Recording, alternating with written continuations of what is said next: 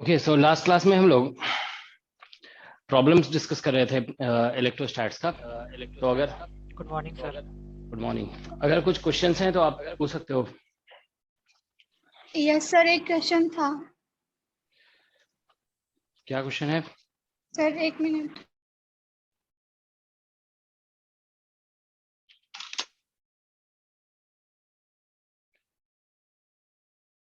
Sir assignment 5 से है sir. Assignment 5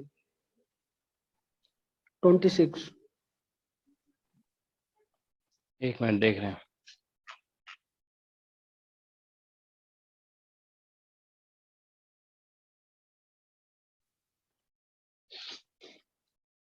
assignment 5/26। हाँ सर।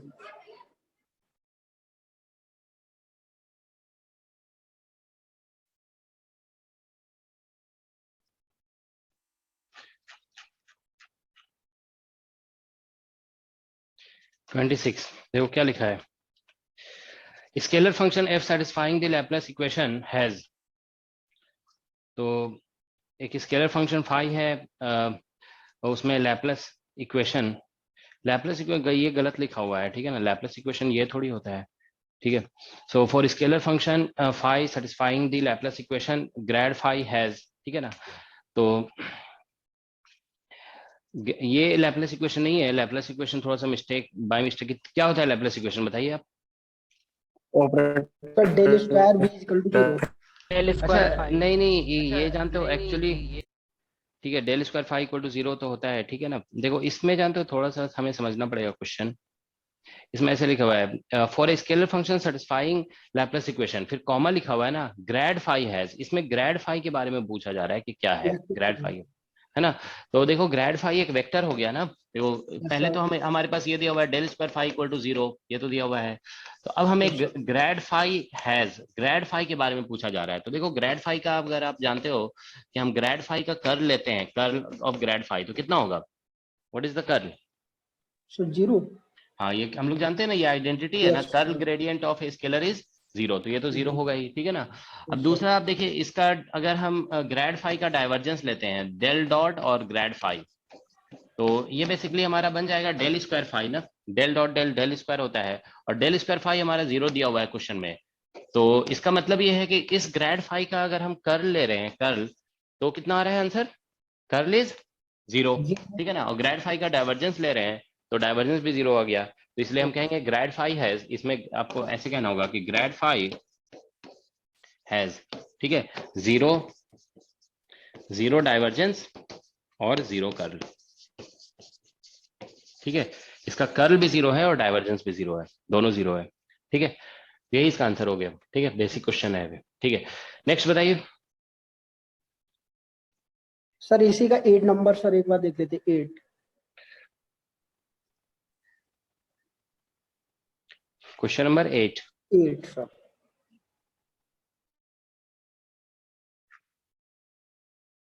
ये लिखा है ना, ये तो आप लोग बता सकते हो, ठीक है। ये आप क्लास में डिस्कस किया गया है।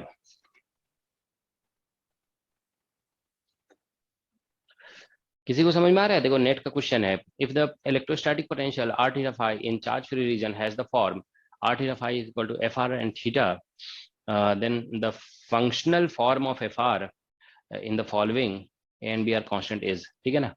तो हमें एफ आर का फॉर्म बताना है, ठीक है।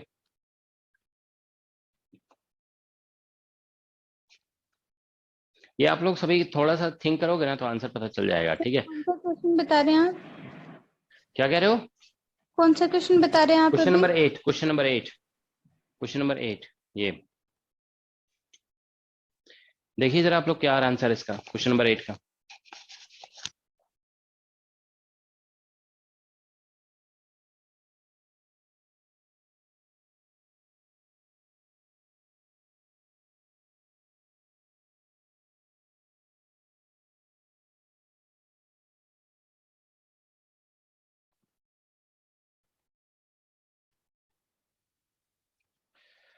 क्या आंसर आ रहा है?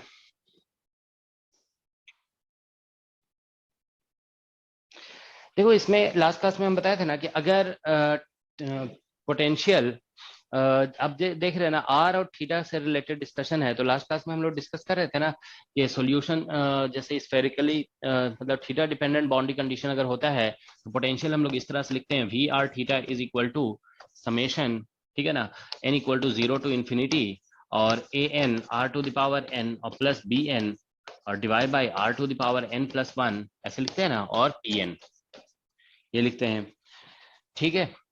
तो अब आप देखिए, हम जानते हैं कि पी सर एन जो cos है, थीटा। हाँ नहीं, हम लोग जनरल सॉल्यूशन जो लिखते डिस्कस किए थे लास्ट क्लास में, तो क्या था यहाँ पे, पीएन था ना। Is this okay? We had PN actually here, यहाँ पे पीएन था। Yes, sir. Okay Yes. अब आप जानते हो कि पीएन जो है ना, जब देखो पीएन में अगर एन की जगह 1 आप लिखते हो ना, तो ये कॉस थीटा हो जाता है। P1 is equal to x होता है लीजेंड्रे पॉलिनोमियल में, तो पी, ठीक है ना, तो Pn is cos, P1 is cos theta actually. तो अब देखिए यहाँ से वी आर थीटा, अगर हम यहाँ पे summation n equal to 0 to infinity और यहाँ पे ए एन, और यहाँ पे अगर हम सॉरी इसमें जो है ना, देखो हमें समझ में आ रहा है, इस क्वेश्चन में जो है ना सिर्फ कॉस थीटा दिया हुआ है और कोई फंक्शन नहीं दिया हुआ है। तो इसका मतलब ये है कि हमें कॉस थीटा सिर्फ तभी मिल सकता है when we consider only n equal to 1, n equal to 1 consider करेंगे। तो n इक्वल टू 1 कंसीडर करोगे ना, तो यहाँ से देखिए a1 r प्लस b1 और डिवाइडेड बाई आर स्क्वायर हो जाएगा और इनटू यहाँ पे p1 से कॉस थीटा आ जाएगा। That's what you get. Okay, तो यहाँ इससे कॉस थीटा आ रहा है। ओके तो अब आप देखिए यहाँ पे, ठीक है ना, तो वी आर थीटा ये इसमें कॉस थीटा आ गया, ठीक है ना। तो देखो हम जब यहाँ पे 1 ले रहे हैं ना, तो यहाँ पे क्या आ रहा है, एक r का पावर 1 आ रहा है और r का पावर 2 आ रहा है यहाँ पे। तो अब देखो इस फॉर्म में ऑप्शन कौन सा दिया हुआ है, ठीक है ना, बस वही इसका करेक्ट आंसर हो जाएगा, ठीक है ना। तो इस फॉर्म में ऑप्शन देखो r का पावर मतलब है ना बी ऑप्शन, तो बी ऑप्शन इसका करेक्ट है, ठीक है। So B is the correct answer. Okay, तो ये रिलेट करने वाली बात थी, ठीक है, जो बताया हुआ है ना वो देखो उसी से रिलेट हो रहा है। तो आप लोग जब भी ऐसे देखो लॉजिकली ऐसे प्रोसीड करना है, जैसे थीटा डिपेंडेंट केस है, तो आपने पोटेंशियल में थीटा डिपेंडेंट पढ़ा है कि नहीं पढ़ा है, उससे थिंक करना है आपको, ठीक है ना। तो आपको बताया गया थीटा डिपेंडेंट केस। ओके ठीक है, any other question from this assignment?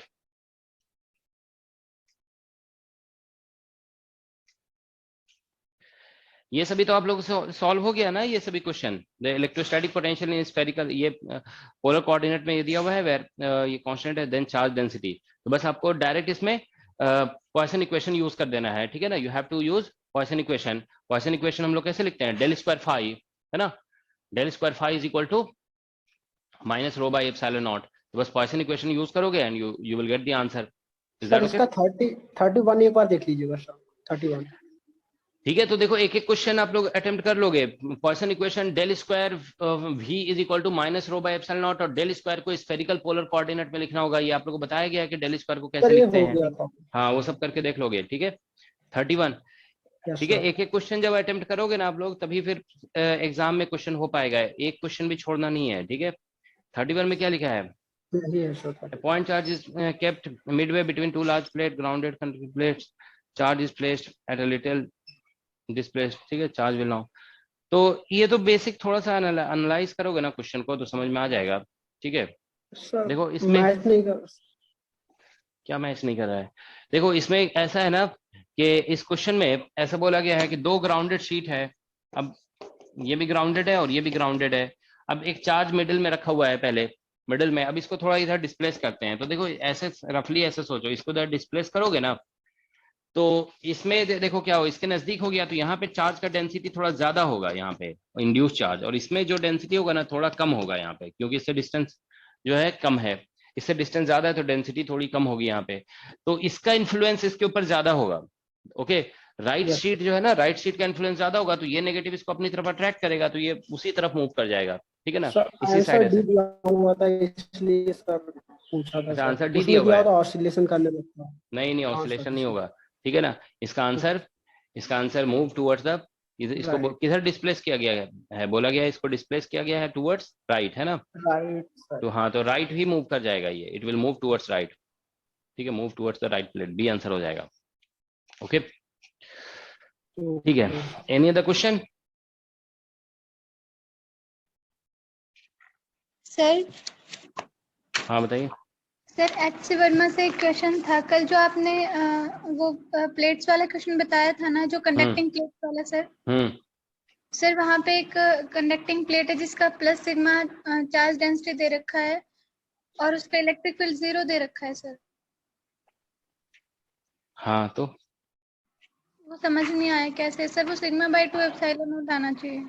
कौन सा क्वेश्चन है? सर क्वेश्चन 22 गोज लॉ से सॉल्व्ड है या अनसॉल्व्ड है? अनसोल्ड है सर, लास्ट में एक्सरसाइज में 22 क्वेश्चन। एक मिनट देख रहे हैं। क्वेश्चन नंबर 22, ठीक है।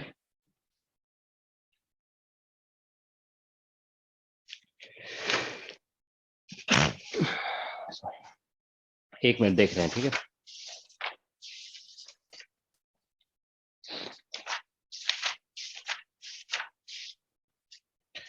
Question number 22।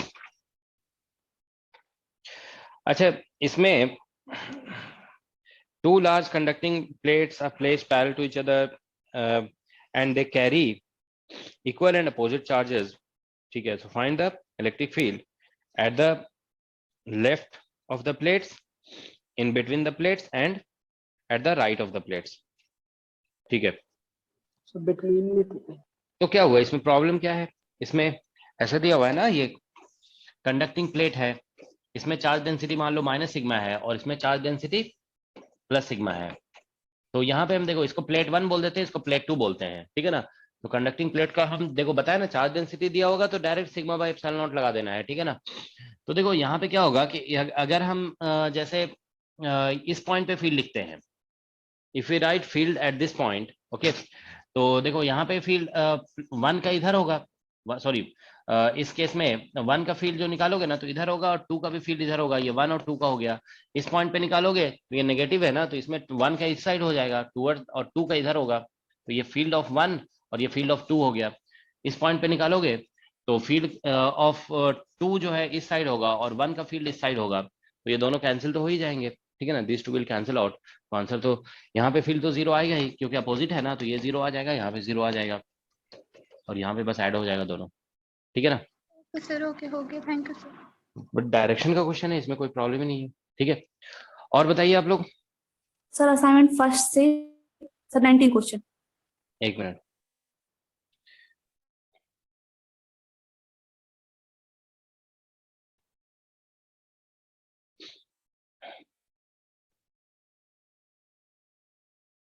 असाइनमेंट 1 से क्वेश्चन नंबर 19।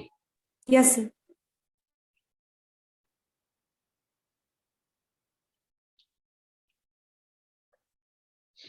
इसमें लिखा गया है point charge q is located at the centre of a thin ring of radius r with uniformly distributed charge minus q। The magnitude of electric field strength vector at the point locate, क्या लिखा है, point charge q is located at centre और minus q, अच्छा इस पे लिखा हुआ है। तो magnitude of electric field strength vector at the point lying on the axis of the ring at A distance x from its centre is x much larger than r लिखा हुआ है, ठीक है। तो इसमें प्रॉब्लम क्या है, देखो ये क्वेश्चन तो डायरेक्ट है ना, देखो ऐसा है क्वेश्चन, क्वेश्चन नंबर 19 असाइनमेंट 1 का है। इसमें इस तरह से दिया हुआ है कि एक रिंग है, इसके सेंटर पे चार्ज q है। Yes sir. Sir asymptotic variation से कर सकते हैं ना इसको? एसिम्प्टोटिक वेरिएशन से आंसर पता नहीं चलता है ना, उसमें डिपेंडेंसी पता चलता है। यस समझ सर, गए तो ना? सर एक्स का डिपेंडेंस सर सब ऑप्शन में अलग अलग। हाँ तो पता चल जाएगा उससे। सर वही एक बार सर आप करके देखिए। एक मिनट, ये डिलीट नहीं हो रहा है ना, क्या हो गया? ठीक है, सर देखो इसमें सेंटर पे पॉइंट प्लस क्यू है सर, उसे स्फेरिकल सिमेट्रिक कंसीडर करेंगे सर? देखो स्फेरिकल सिमेट्री जो है ना, जब स्फेयर पे होता है ना चार्ज तभी होता है स्फेरिकल सिमेट्री। ये स्फेयर तो नहीं है ना, इस क्वेश्चन में क्या है, ये स्फेयर है कि रिंग बोला गया, क्या बोला गया है? रिंग बोला गया है ना इस क्वेश्चन में। स्फेरिकल सिमेट्री का पहला कंडीशन है कि इट शुड बी स्फेयर, अगर स्फेयर नहीं है ना तो स्फेरिकल सिमेट्री नहीं होगा, ठीक है। तो रिंग में कभी स्फेरिकल सिमेट्री नहीं होता है, ठीक है। पहला कंडीशन है स्फेरिकल सिमेट्री के लिए कि स्फेयर होना चाहिए, ठीक है ना। तो यहाँ से यहाँ तक डिस्टेंस देखिए, ये डिस्टेंस x है, ठीक है ना।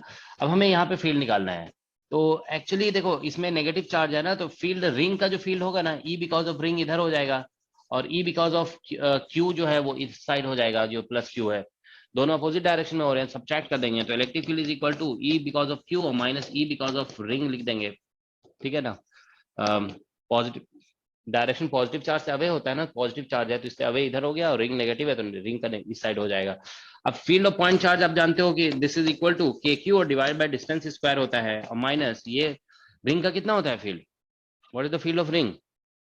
KQS upon r plus x square KQX हाँ upon r square plus x square की पावर 3 by 2। 3/2, ठीक है ना। तो ये रिंग का फील्ड होता है, ठीक है ना।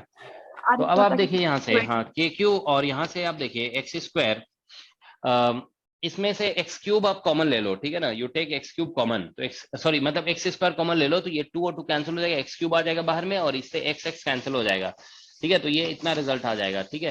तो यहाँ पे 1 प्लस और ये बन जाएगा r square by x square, ठीक है ना, पावर -3/2, ठीक है। ये ऐसा होगा, this is what you get, ठीक है। इसमें से एक्स स्क्वायर कॉमन लोगे ना तो ऐसा रिजल्ट आ जाएगा। तो अब आप देखिए यहाँ से के क्यू और डिवाइडेड बाय एक्स स्क्वायर, और यहाँ से 1 माइनस, इसमें बायनोमियल लगाओगे ना तो 1 - 3 आर स्क्वायर और बाई 2 एक्स स्क्वायर होगा, ठीक है ना। That's what you get. तो अब आप देखिए यहाँ पे ये रिजल्ट आ रहा है, ठीक है ना। तो यहाँ से 1 और 1 कैंसिल हो जाएगा, माइनस माइनस प्लस, तो के क्यू और अपॉन एक्स स्क्वायर हो गया, ठीक है। और ये 3/2 और r square by x square, ठीक है। तो ये रिजल्ट आ रहा है। तो यहां से आप देखिए this is equal to K Q और r square 3 K Q by r square upon 2x⁴, ठीक है। तो यही रिजल्ट है, 3 K Q R square by 2x⁴, ठीक है। तो दैट्स द इलेक्ट्रिक फील्ड। तो इतना आंसर नहीं दिया हुआ है क्या? यस सर, सर दिया वो सर नहीं दिया सर 1/4 है। एक ये डाउट था कि x⁴ तो दिया हुआ है, ठीक है ना। x का पावर, अच्छा 3 के क्यू, अच्छा थोड़ा सा फैक्टर का डिफरेंस है ना। यहाँ पे बेसिकली 8 होना चाहिए, है ना, सर। 8 होना चाहिए, क्योंकि हम k का वैल्यू पुट करेंगे ना 1/4 पाई एप्सिलॉन नॉट, तो 8 पाई एप्सिलॉन नॉट आना चाहिए यहाँ पे, ठीक है। हाँ, तो थोड़ा सा मिस्टेक है फैक्टर का, ओके ठीक है। रिंग यहाँ के पर केस में क्वाड्रपोल मोमेंट सर 0 होता है क्या कह रहे हो? सर? इसका डाइपोल मोमेंट 0 हो जाएगा ना, आप लोग को बताया गया ना कि देखो इसका इसमें सिमेट्रिक सर सेंटर, जैसा स्फेरिकल तो 0 आएगा। स्फेरिकल सिमेट्री में तो क्वाड्रुपोल भी 0 हो जाता है, ठीक है ना। तो स्फेरिकल सिमेट्री तो नहीं है ना इसमें, it is not spherical ring के सिमेट्रिक। केस में सर क्वाड्रपोल 0 नहीं होगा। क्या कह रहे हो? वो तो निकाल के देख सकते हो ना, आपको निकालने के लिए बताया गया है ना क्वाड्रुपोल कैसे निकालते हैं। वो डायरेक्ट ऐसे कुछ बोला नहीं जा सकता है कि 0 होगा कि नहीं होगा, आप निकाल के देखिए उसमें, ठीक है। निकाल के देखिए कि 0 आ रहा है कि नहीं आ रहा है। ऐसे कुछ याद नहीं किया जाता है ना आपको, आपको फॉर्मूला पता है कि नहीं पता है क्वाड्रुपोल मोमेंट का, बताइए। तो बस उसको फिर कैलकुलेट करके देखिए कि 0 आ रहा है कि नहीं आ रहा है।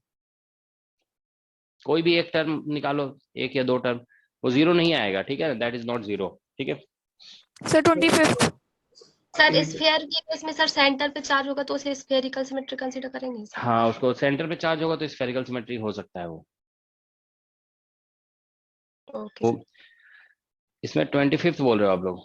इसमें देखो लिखा गया है in the given figure the charge distribution is uniform, then electric field E produced at the origin is along. इसमें तो डायरेक्शन से बताना है ना, तो इसमें क्या प्रॉब्लम है?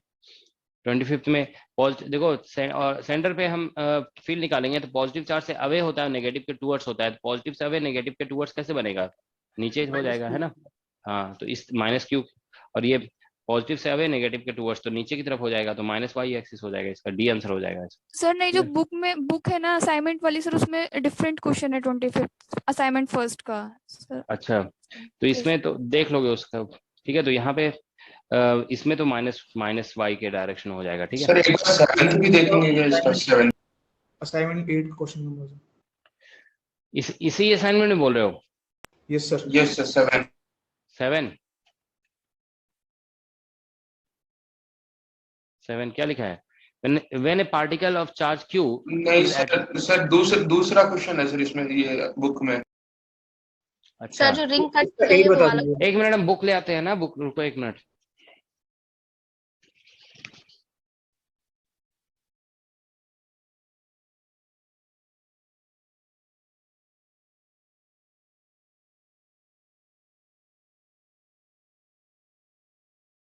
इस असाइनमेंट के क्वेश्चन नंबर 23 का आंसर डिफरेंट आ रहा है क्या? हाँ हाँ डिफरेंट है, इसलिए मेरे को वो सर से पूछना था।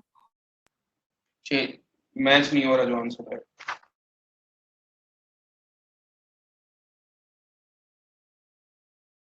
आंसर नंबर 9 का भी शायद आंसर डिफरेंट, और क्वेश्चन नंबर 10 का भी आंसर डिफरेंट आ रहा है थोड़ा सा, √2 वाला टर्म नहीं आ रहा।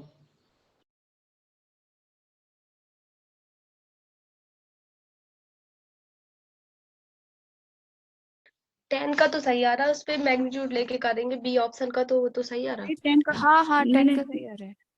10 का भी रॉन्ग आ रहा। 10 का तो सही है। अगर आपको डाउट है तो आप पूछ सकते हो। 10 का ए है।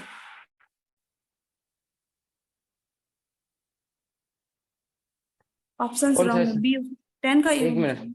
कौन सा असाइनमेंट बोल रहे हो आप लोग बुक में? सर असाइनमेंट फर्स्ट फर्स्ट, हाँ फर्स्ट ही सर। फर्स्ट का कितना नंबर क्वेश्चन? 7। एक मिनट देखो। 25th।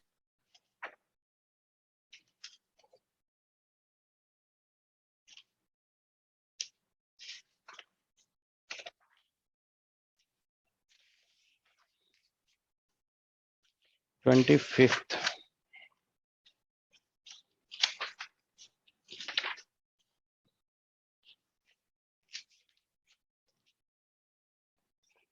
अच्छा ये स्टैटिक चार्ज डिस्ट्रीब्यूशन ऐसा लिखा हुआ है ना, gives rise to an electric field, यही है ना? सर वहाँ पे स्मॉल ऑसिलेशन से रिलेटेड है वो ये बुक में तो यही है। फ्रीक्वेंसी। ये आपके पास कौन सी बुक है? यही वाली बुक है ना? ये कौन सी बुक के बारे में बोल रहे हो आप लोग? इस बुक का क्वेश्चन है ना ये? Yes sir. तो इसमें 25th ही तो हम देख रहे हैं। एक मिनट देखें, असाइनमेंट हम कौन सा देख रहे हैं? अच्छा 2 हम देख रहे हैं, ठीक है सॉरी। 1 का देख रहे हैं। हाँ नहीं नहीं ठीक है। 25th। हाँ अच्छा ये ऐसे लिखा हुआ है, a small mass m is attached to a solid support with an ideal spring constant k, the natural frequency of the system is omega. If mass now carries a charge plus q and in an external electric field E along the x-axis, ठीक है ना, along the x-axis of the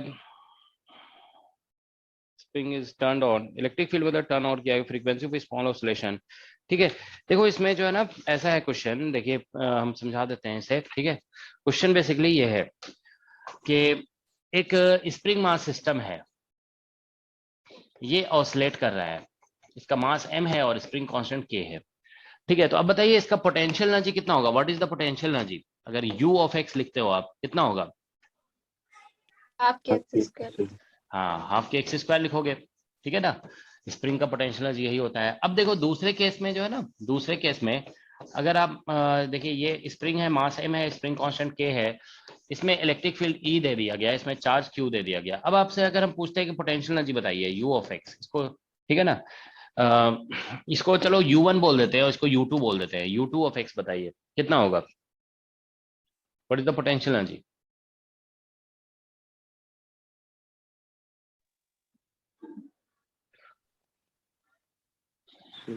कितना होगा potential energy? Half के x square plus Q x QE plus QE, QE इतना होगा? बताइए सब लोग, इतना होगा? QE देखो एक मिनट, into देखो एक मिनट, ऐसे लॉजिकली बता रहे हैं। देखो हाफ के एक्स स्क्वायर ये पोटेंशियल, एक मिनट अभी देखो, हाफ के एक्स स्क्वायर ये पोटेंशियल एनर्जी है ना। QE आप EMT में क्या पढ़ते हो? कभी QE Force देखा है है कि नहीं सर, देखा है? फोर्स है, होता है, फोर्स। ठीक है ना। तो ये फोर्स है और ये एनर्जी, आप ऐड कैसे कर सकते हो दोनों को? ठीक है ना, you can not add the two. Minus का QE x। हाँ सही कह रहे हो, ठीक है ना। ये माइनस QE इंटू एक्स होगा, ठीक है ना। ये अब ये होगा पोटेंशियल एनर्जी, ठीक है। देखो एक्चुअली ये होता है ना, फील्ड इतना दिया हुआ ना, तो फील्ड इज इक्वल टू हम जानते हैं माइनस dv/dx होता है पोटेंशियल, ठीक है ना। तो यहाँ से इसको इंटीग्रेट करोगे ना तो v is equal to minus E into x हो जाएगा, ठीक है ना। आप चाहते हो तो प्लस सम कांस्टेंट c लिखना चाहते हो तो ऐसे c भी लिख सकते हो, ठीक है ना। तो ऐसे इंटीग्रेट कर देंगे तो पोटेंशियल इतना हो जाएगा। तो जानते हो हम लोग ऐसे लिखते हैं ना कि जब कोई एक सिंगल चार्ज, देखो ये सिंगल चार्ज मूव कर रहा है, तो अगर आप पोटेंशियल जानते हो ना तो एनर्जी लिखने के लिए पोटेंशियल मल्टीप्लाइड बाय चार्ज लिख देते हैं, v इंटू क्यू लिखते हैं। आपको याद है ये बताया गया ना कि when a single charge moves potential energy is written as q into v। तो यहाँ पे ऐसे लिखेंगे, देखो यहाँ पे चार्ज Q है, ठीक है ना, और V जब लिखेंगे ना तो V देखो ऐसे, यहाँ पे पोटेंशियल एनर्जी जब आप ऐसे लिखोगे, this will be equal to plus Q into V लिख देंगे, ठीक है ना। तो this becomes equal to half के एक्स स्क्वायर, ठीक है ना, माइनस सॉरी यहाँ पे Q इंटू V लिखेंगे, V से आ जाएगा माइनस Q इंटू एक्स और प्लस सम कांस्टेंट मान लो C प्राइम ऐसे कुछ लिख दिए, ठीक है ना। ये क्योंकि ये Q इंटू C मल्टीप्लाई होगा ना तो वो तो कांस्टेंट ही होगा, ठीक है। तो ये लिखेंगे हम लोग, तो ये U2 आ गया, U2। अब आप लोग को याद है हम लोग जब फ्रीक्वेंसी ऑफ ऑसिलेशन निकालते हैं ना, when we calculate frequency of oscillation, तो बेसिकली हम लोग ऐसा करते हैं कि पहले kx निकालते हैं। Do you remember kx, force constant. Force constant कैसे निकलता था, do you remember what is the force, how do we calculate force constant using potential energy? Second derivative. हाँ, इसका सेकंड डेरिवेटिव निकालते हैं ना, ऐसे d2u by dx स्क्वायर, ठीक है ना, at equilibrium point at some x equal to x nought. x nought basically equilibrium point है, और इक्विलिब्रियम पॉइंट फाइंड करने के लिए हम लोग ऐसा करते हैं, ठीक है ना, del u by del x nought, sorry del x at x equal to x nought, this is equal to 0, ठीक है। तो ये हमें देता है equilibrium point, this gives you equilibrium point. तो देखो क्या होता है कि अगर आप फोर्स कांस्टेंट निकालना चाहते हो ना तो ये इस तरह से लिखते हैं, फिर ओमेगा इज इक्वल टू लिखा जाता है root under kx by m, ठीक है। This is how we calculate frequency of oscillation. तो अब आप देखिए यहाँ पे हो क्या रहा है कि अगर हम इसको 2 बार डिफरेंशिएट करते हैं, देखिए इस पोटेंशियल एनर्जी को तो 2 बार डिफरेंशिएट करोगे ना तो इससे जो फोर्स कांस्टेंट निकलेगा दैट विल बी k, इससे फोर्स कांस्टेंट k निकल रहा है, ठीक है। अगर आप इसको 2 बार डिफरेंशिएट करते हो तो देखो एक बार डिफरेंशिएट करेंगे तो ये यहाँ से x खत्म हो जाएगा, फिर एक बार और डिफरेंशिएट करोगे तो ये तो 0 हो जाएगा। तो आप दोनों में से दोनों पोटेंशियल एनर्जी का सेकंड डेरिवेटिव निकालोगे ना तो दोनों से फोर्स कांस्टेंट सेम निकल रहा है, तो kx फोर्स कांस्टेंट सेम निकल रहा है, तो हमारा basically frequency of oscillation same निकलेगा, ठीक है ना। तो फ्रीक्वेंसी, तो ये ध्यान रखेंगे कि जैसे कोई स्प्रिंग मास सिस्टम ऑसिलेट कर रहा है और अगर इस डायरेक्शन में मतलब पैरेलल टू द स्प्रिंग अगर कोई आप इलेक्ट्रिक फील्ड अप्लाई करते हो ना तो उससे फ्रीक्वेंसी ऑफ ऑसिलेशन चेंज नहीं होता है। लेकिन आप देखिए यहाँ पे कि हम लोग जानते हैं कि इक्विलिब्रियम पॉइंट फाइंड करने के लिए फर्स्ट डेरिवेटिव को 0 करना पड़ता है। तो अगर आप इसका फर्स्ट डेरिवेटिव 0 करोगे ना तो इससे आपको मिलेगा x इक्वल टू 0, और इसका फर्स्ट डेरिवेटिव अगर आप 0 करोगे, ये इसका फर्स्ट डेरिवेटिव, तो इसका फर्स्ट डेरिवेटिव 0 करोगे ना तो इसका फर्स्ट डेरिवेटिव निकालोगे kx निकल जाएगा यहाँ से QE, तो x जो यहाँ से निकलेगा वो बेसिकली निकलेगा हमारा QE by k, QE by k। तो इसका फर्स्ट, दोनों का फर्स्ट डेरिवेटिव 0 करने से हमें जो x का वैल्यू मिलेगा वो सेम नहीं मिल रहा है, ठीक है। इसका मतलब ये हो गया कि दोनों का इक्विलिब्रियम पॉइंट सेम नहीं है, equilibrium point is not same, ठीक है ना। तो ये जरूर ध्यान रखोगे, ये बहुत ही बेसिक कॉन्सेप्ट है और ये पूछा जाता है एग्जाम में, ठीक है। स्प्रिंग मास सिस्टम में अलोंग द स्प्रिंग अगर फील्ड अप्लाई करते हैं तो इक्विलिब्रियम पॉइंट चेंज हो रहा है, frequency of oscillation not change, is not changing, ठीक है ना। तो आप देखो इसमें ओमेगा नॉट चेंजिंग,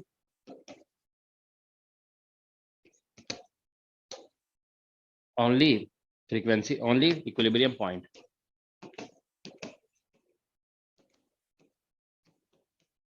ठीक है, इक्विलिब्रियम पॉइंट चेंजेस, ठीक है, सिर्फ इक्विलिब्रियम पॉइंट चेंज हो रहा है यहाँ पे, ठीक है। That's what we have, okay. और किसी को, तो ये सभी को क्लियर हो गया ना, और कोई डाउट तो नहीं है, ठीक है। तो नेक्स्ट क्वेश्चन पूछिए आप लोग। असाइनमेंट का क्वेश्चन नंबर 8, कौन सा असाइनमेंट? पहले असाइनमेंट का, फर्स्ट असाइनमेंट का क्वेश्चन कौन, आप बुक से पूछ रहे हो कि जो अपलोडेड है नहीं उससे सर, पूछ रहे हो?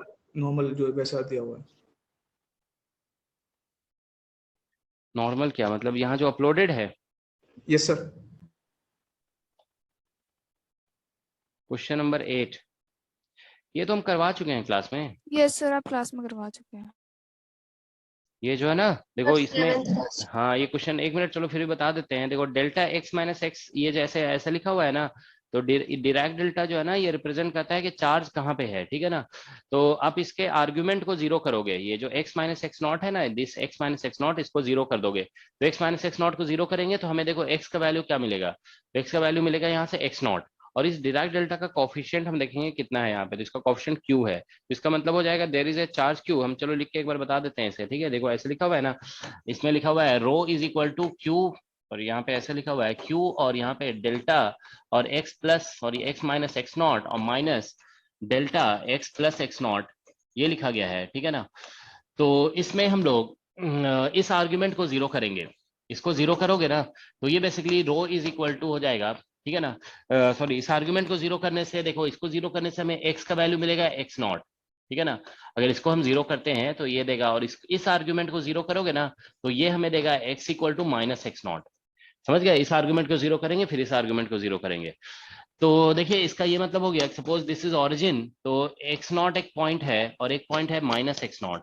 तो अब देखो इसका कॉफिशिएंट देखेंगे, इसमें डायरेक्ट डेल्टा कॉफिशिएंट जो है ना क्यू है, तो यहाँ से x equal to x nought वाले में कॉफिशिएंट q आ रहा है ना, तो इसका मतलब यहाँ पे चार्ज q होगा, ठीक है। और यहाँ से x माइनस एक्स नॉट पे यहाँ पे कॉफिशिएंट आ रहा है माइनस q, तो ये यहाँ पे माइनस q एक चार्ज होगा। तो बस यही एक कॉन्फ़िगरेशन है। तो there is a charge q at x nought and there is a charge minus q at minus x nought. अब हमें इसमें जहाँ पे फील्ड निकालने के लिए बोला गया है तो वो आप निकाल सकते हो यहाँ पे। जैसे मान लीजिए इसमें बोला गया है 2x नॉट पे, 2x नॉट पे फील्ड निकालना है, तो बस q का फील्ड आप जानते हो, पॉइंट चार्ज का field kq by distance square, इसका भी kq बाय डिस्टेंस स्क्वायर करोगे, दोनों का अपोजिट फील्ड आएगा तो इसलिए सब्ट्रैक्ट कर देंगे, क्योंकि इसका फील्ड राइटवर्ड होगा और इसका फील्ड जो है लेफ्टवर्ड हो जाएगा। ओके, तो यही इसका आंसर होगा, ठीक है। ऑलराइट, और कोई क्वेश्चन? सर 23 सर देखने एक को। बार सर 7th। एक मिनट, एक बार में एक ही लोग बोला करो, ठीक है। इसी असाइनमेंट में 7 बोल रहे हो? यस अच्छा सर। ऐसा करो, इस असाइनमेंट में जो क्वेश्चन है ना जिसको पूछना एक बार में पूछ लो, ठीक है ना, उसके बाद फिर हम आगे बढ़ेंगे, ठीक है ना। 7th क्या लिखा हुआ है? यही क्वेश्चन है ना, मैंने चार्ज नो टू दैट रे। नो सर बुक से। बुक सर, इसमें तो केवल इलेक्ट्रिक फील्ड आ जाएगा सर। एक मिनट, बुक से 7th क्वेश्चन? सर आप क्लास में करवा चुके हैं। हाँ ये करवा चुके हैं क्लास में, ठीक है। आप लोग लेक्चर देखते नहीं हो क्या सारे? ये क्लास में करवा चुके हैं, और हम बताए भी थे कि एससी वर्मा का क्वेश्चन है ये जो है ना जेस्ट एग्जाम में पूछा गया है। देखो क्वेश्चन है जेस्ट एग्जाम का, but remember this question was, ये क्वेश्चन एससी वर्मा की बुक में भी दिया हुआ है, हम नंबर क्वेश्चन नंबर भी बताए थे आप लोगों को, ठीक है। तो एक बार देख लोगे आप लोग, सारे लेक्चर देखो, मिस कर आप लोग स्किप कर करके मत देखा करो लेक्चर को, ठीक है। ये आपस में डिस्कस कर लोगे फिर ओके सर। आप लोग क्या करते हो, लेक्चर को स्किप कर देते हो कि ये लेक्चर नहीं देखना, मतलब ऐसा कुछ तो नहीं करते हो कि जैसे मान लो स्टार्टिंग में देखा भाई सर प्रॉब्लम डिस्कस करा रहे हैं, चलो छोड़ो इसको देखना जरूरी नहीं है, ठीक है। प्रॉब्लम बहुत जरूरी है देखना, ध्यान रखोगे, ठीक है। नो सर स्किप नहीं किया, पता नहीं, देखा ध्यान नहीं दिया। तो देख लोगे सारे लेक्चर, देखो फिर समझ में आ जाएगा। हाँ नेक्स्ट बताइए।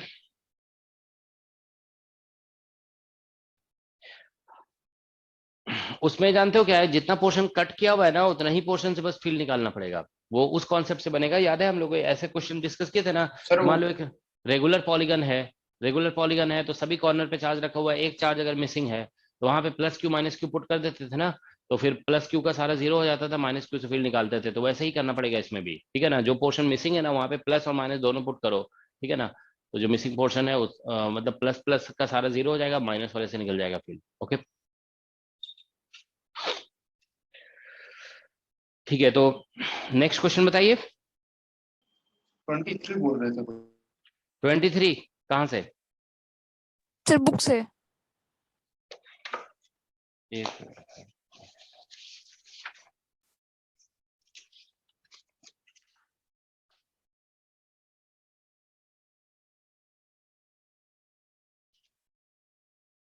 इसमें लिखा है 2 parallel non conducting rings arranged with their central access along common line are separated by distance 3r as shown in figure below. Ring 1 and 2 have uniform charge q1 and q2 respectively. If the net electric field at point P, common distance r from the ring 1 is 0, then ratio q1 by q2, हमें ratio q1 by q2 निकालना है। तो ये तो basic question है ना, इसमें क्या प्रॉब्लम है? ये तो बहुत बेसिक क्वेश्चन है। हालांकि हमको लगता है कोई भी ऑप्शन मैच नहीं कर रहा होगा इसमें, है ना। हाँ यस सर। हाँ इसमें ऑप्शन मैच नहीं करेगा क्योंकि कुछ रूट में भी आंसर आ रहा होगा। ऐसा ही आ रहा है ना, रूट में आ रहा है आप लोग आंसर? यस सर रूट में आया था। हाँ नहीं गलत है, ऑप्शन सारे गलत है इसमें, ठीक है। ये इसको करेक्शन कराना पड़ेगा, ठीक है। इसमें सभी ऑप्शंस रॉन्ग है। ओके बस इसीलिए पूछा था। चलो ठीक है, नेक्स्ट नेक्स्ट बताइए।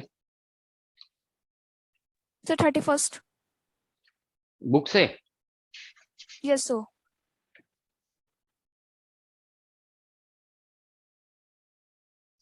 देखो equation of lines of force जो है ना, हम एक दिन क्लास में बताए ना, ये भी आप लोगों को, ठीक है, आप लोगों को तो बता, ये क्वेश्चन भी इनफैक्ट हम डिस्कस कर चुके हैं, ठीक है ना। आपको याद है इक्वेशन ऑफ फील्ड लाइंस बताए थे ना, कि इसमें ऐसा होता है, इक्वेशन ऑफ फील्ड लाइन जो है ना, ये ऐसे लिखते हैं, dy by d x is equal to E y by E x, ठीक है, इसको बोलते हैं इक्वेशन ऑफ फील्ड लाइंस, ये इक्वेशन ऑफ फील्ड लाइंस है, ठीक है, dy by d x is equal to E y by E x, equation of field line है ये, ठीक है ना। तो बस इसमें इलेक्ट्रिक फील्ड का कंपोनेंट दिया हुआ है ना, देखो x कंपोनेंट दिया हुआ है 8x और y कंपोनेंट दिया हुआ है -4y, ठीक है, तो बस यहाँ पे पुट कर दोगे ऐसे, dy by d x is equal to 8x और डिवाइड बाय -4y, तो ये कैंसिल हो जाएगा, 2 बचेगा, ठीक है ना। तो बस क्रॉस मल्टीप्लाई कर दोगे, ये माइनस y dy हो जाएगा इज इक्वल टू 2 और x और इंटू डी एक्स, ठीक है। तो इधर इसको ले आओगे तो ये देखो इंटीग्रेट कर देंगे इसे, तो वाई स्क्वायर बाई 2 इसको, ठीक है ना, उस साइड ले जा रहे हैं, is equal to plus X square is equal to constant आ जाएगा, ठीक है। तो भाई यही इसका आंसर है। क्वेश्चन नंबर कौन सा है? अच्छा, हम कुछ गलत किए क्या यहाँ पे, x कंपोनेंट में x दिया हुआ है, y कंपोनेंट में y दिया हुआ है, ठीक है, तो इसमें -4y, ठीक है, तो इसमें इक्वेशन तो यही होता है, dy by d x is equal to E y. अच्छा, हम उल्टा लिख दिए, थोड़ा सा मिस्टेक हुआ हमें लिखने में, ये जो है ना यहाँ पे देखो, ये जो है ना x कंपोनेंट इसमें दिया हुआ है 8x, ठीक है, दिस इज 8x, नहीं y यहाँ पे ऐसे लिखा हुआ है ना, dy, सॉरी एक मिनट, इसमें जो है ना देखो ऐसा है basically, dy by d x is equal to E y by E x, तो ई वाई कंपोनेंट यहाँ पे लिखना होगा ना, तो -4y दिया हुआ है ये, ठीक है ना। ये क्वेश्चन नंबर 31 है बुक से, बुक का क्वेश्चन है, ठीक है ना, 31 असाइनमेंट 1 में पेज नंबर है, पेज नंबर कितना दिया हुआ है इसमें, 120 है, ठीक है ना, 120 पेज 120, ठीक है। तो देखिए -4y और डिवाइडेड बाय x कंपोनेंट इसका 8x दिया हुआ है, तो ये कैंसिलेशन करोगे ना, तो अब देखिए यहाँ पे ऐसा हो जाएगा, dy by y is equal to 1/2 और ये हो जाएगा dx बाई एक्स, ठीक है, माइनस साइन होगा यहाँ पे, ठीक है ना। तो ठीक है, तो बस ये या यहाँ पे माइनस, कहीं पे भी माइनस लिख दो, यहाँ पे माइनस है, तो इसको इंटीग्रेट करोगे तो ln y और ये इधर आ जाएगा, तो +1/2 और ये ln x हो जाएगा is equal to some ln c, ऐसे लिख सकते हो, ठीक है ना। तो 2 से मल्टीप्लाई अगर कर देते हैं, इफ यू मल्टीप्लाई बाय 2 तो ये 2 ln y हो जाएगा और प्लस ln x और is equal to 2 ln c, ऐसा हो जाएगा, ठीक है ना। तो बस यहाँ से आप इसको देखिए, इसे ln y स्क्वायर और इंटू x लिख सकते हो is equal to ln c square, ठीक है ना। तो बेसिकली यही हो गया, y square x is equal to c स्क्वायर, c square is basically constant, okay. तो यही y square into x is equal to, इसमें दिया हुआ है option y square x equal to, first option correct होगा इसका, ठीक है ना। ठीक है, ये क्लास में कराया हुआ है पहले भी, ठीक है ना। ये इक्वेशन ऑफ फील्ड लाइन यही होता है, dy by d x is equal to E y by x, okay, ये बता चुके हैं हम, ठीक है। नेक्स्ट बताइए।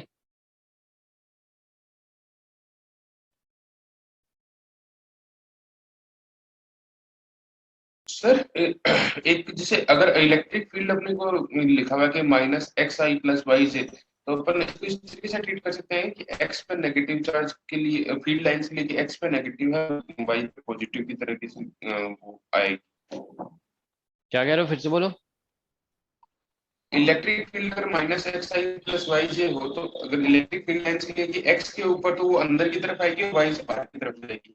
तो x कोऑर्डिनेट पुट करके देख लो ना, वहां पे जैसे x एक्सिस पे देखना है तो y को 0 पहले करो, ठीक है। तो बस ऐसे करके देख लेंगे हम लोग, ठीक है। जैसे कोऑर्डिनेट तो पुट करके देखना है, मान लो इलेक्ट्रिक फील्ड कुछ ऐसे दिया हुआ है -xi कैप और +yj कैप ऐसे दिया हुआ है, तो हमको अगर x एक्सिस पे देखना है, मान लो यहाँ पे फील्ड का डायरेक्शन किधर होगा, तो यहाँ पे y 0 करेंगे, y 0 हो जाएगा तो बचेगा सिर्फ x, तो यहाँ पे x में देखो नेगेटिव है ना, तो पॉजिटिव x है, तो यहाँ पे ऐसे हो जाएगा, ये इलेक्ट्रिक फील्ड का डायरेक्शन यहाँ पे ऐसा होगा।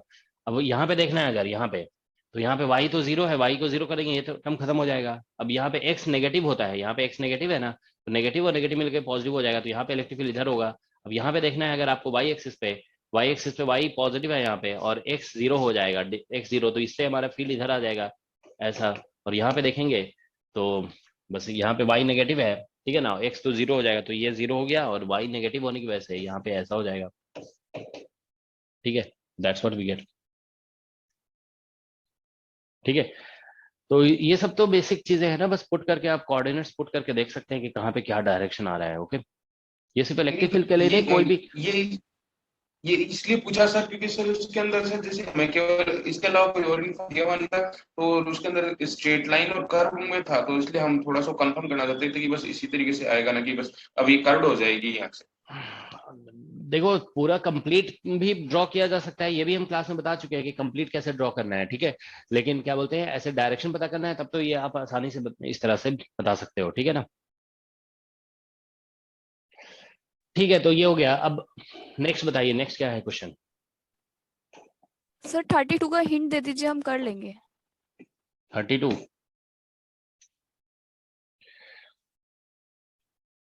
ये तो हम करवा चुके हैं क्लास में। Okay sir. ये भी क्लास में करवाया हुआ है। ठीक है, इसमें सर्कुलर मोशन है ना, आप लोग को याद है बताया गया था कि जब क्वेश्चन डायनामिक्स से रिलेटेड होता है, ठीक है, डायनामिक्स मतलब मूवमेंट से रिलेटेड, तो हम 3 तरीके होते हैं हमारे पास सॉल्व करने का। या तो हम कंजर्वेशन लॉज लगाते हैं, इक्वेशन ऑफ मोशन लगाते हैं, ये सभी कॉन्सेप्ट बताया गया था।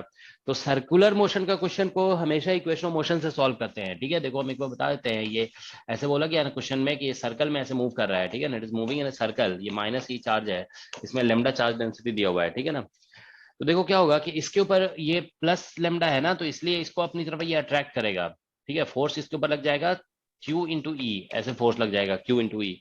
तो यहाँ पे इक्वेशन ऑफ मोशन लिखोगे ना, देखो सर्कुलर मोशन में हमेशा इक्वेशन ऑफ मोशन से सॉल्व करते हैं, force equal to mass into acceleration. ठीक है ना, force equal to mass into acceleration. हाँ, तो फोर्स की जगह E इंटू ई आ जाएगा, वो रेडियली इनवर्ड है मास, और एक्सेलेरेशन को लिख देंगे यहाँ पे v²/r।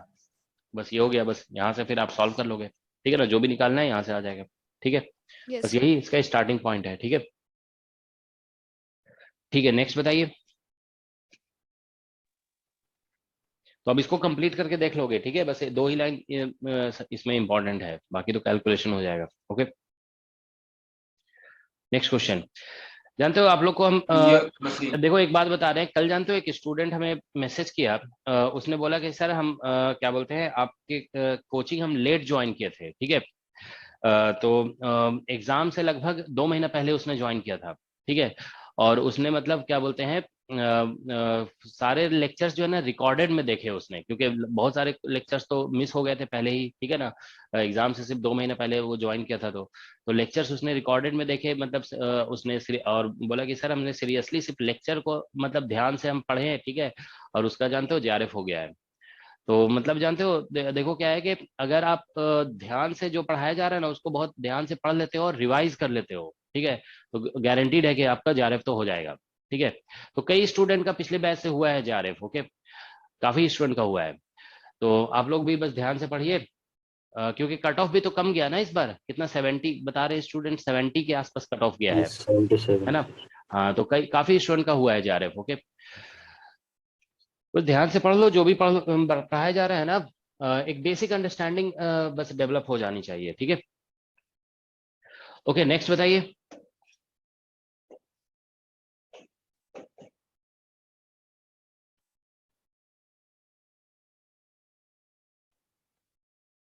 असाइनमेंट 1 में इतनी असाइनमेंट 1 क्वेश्चन नंबर नहीं सर, अब किसी और को पूछना है तो वरना हम नेक्स्ट असाइनमेंट में पूछ। हाँ चलो ठीक है, अगर ये हो गया तो नेक्स्ट पूछिए।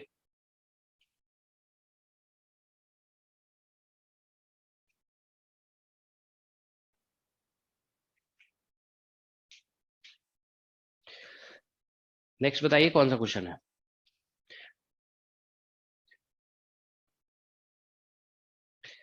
तो मंडे आप लोग का जो है ना इलेक्ट्रोस्टैट्स का पूरा टेस्ट रख देते हैं। ठीक है ना, मंडे, यस ठीक है ना, जो भी अभी तक पढ़ाया गया है all topics yes sir. Of electrostatics, ठीक है ना, तो all topics of electrostatics, all topics Monday evening में जनरली हम लोग लेते हैं टेस्ट, है ना, 6:30 के आसपास। ठीक है, तो ऑल टॉपिक्स ऑफ इलेक्ट्रोस्टैट्स का कल टेस्ट मंडे टेस्ट हो जाएगा। ठीक है, तो थोड़ा आप लोग अच्छी तरह से जो भी पढ़ाया गया ना, देखो एक्स्ट्रा कुछ नहीं पढ़ना है आपको, जो पढ़ाया गया ना उसी को अच्छी तरह से रिवाइज करिए। ठीक है, उसी से रिलेट करके क्वेश्चन पूछा जाएगा। ओके, ठीक है, बताइए नेक्स्ट क्वेश्चन क्या है। इसके बाद फिर ट्यूसडे से हम जो है ना न्यू टॉपिक स्टार्ट कर देंगे, ठीक है। तो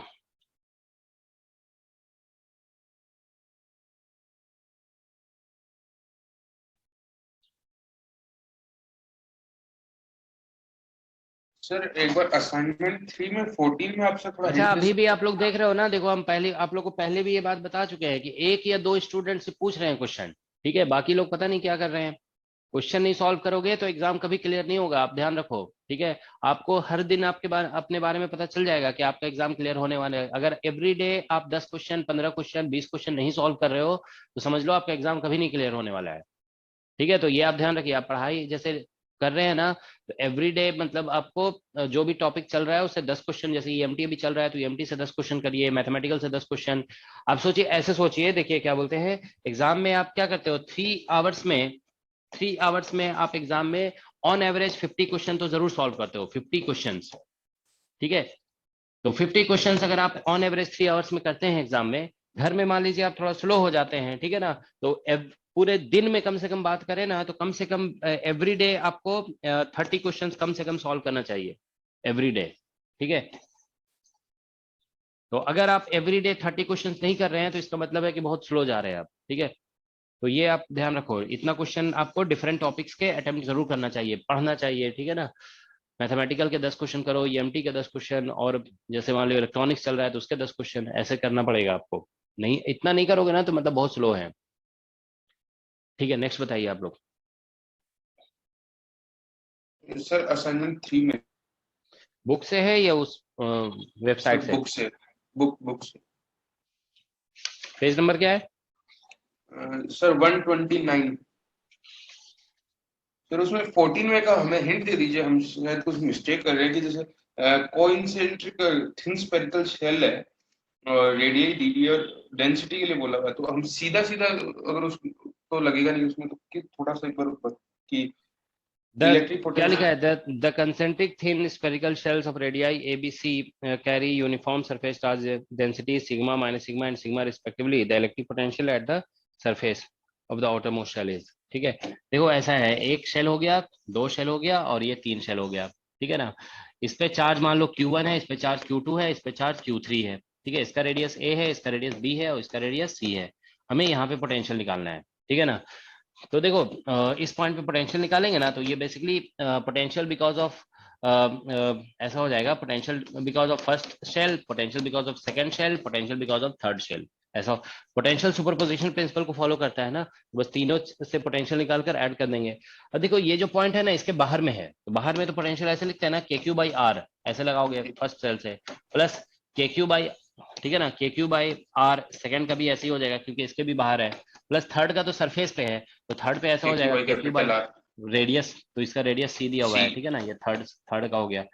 अब हम देखो यहाँ पे लिखेंगे ना, K तो कॉमन आ जाएगा, ओके। तो आप देखिए फर्स्ट सेल के सेंटर से इसका डिस्टेंस कितना है, जैसे KQ/R लिख रहे हैं तो इस पॉइंट का distance centre of first shell से इसका डिस्टेंस C हो जाएगा इसका, और सेकंड शेल के भी सेंटर से C डिस्टेंस हो रहा है। तो यहाँ पे जो हम R लिखे हुए हैं ना उसकी जगह पे देखो, यहाँ पे सबकी जगह पे यहाँ पे C लिख दो, क्योंकि R का मतलब होता है डिस्टेंस फ्रॉम सेंटर, सब में C हो गया तो K/C, तो ये कॉमन आ जाएगा। तो यहाँ पे charge of 1 plus charge of 2 plus charge of 3, बस ऐसे लिख देना होगा, ठीक है ना।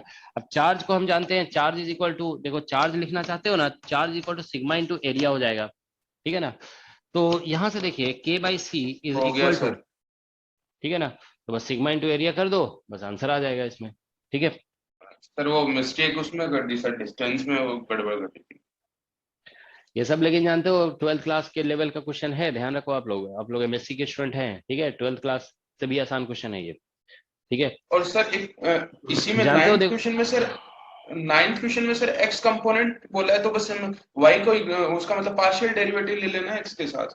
हाँ, तो x कंपोनेंट EX तो ऐसे ही निकलता है ना, EX इज इक्वल टू होता है माइनस dV/dx, ओके।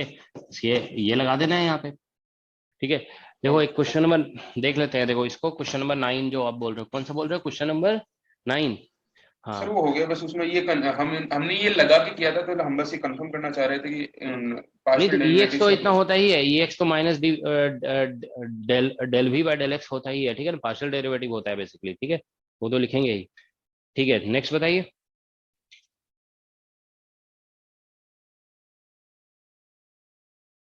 सर तो फिफ्थ, इसी में yes sir.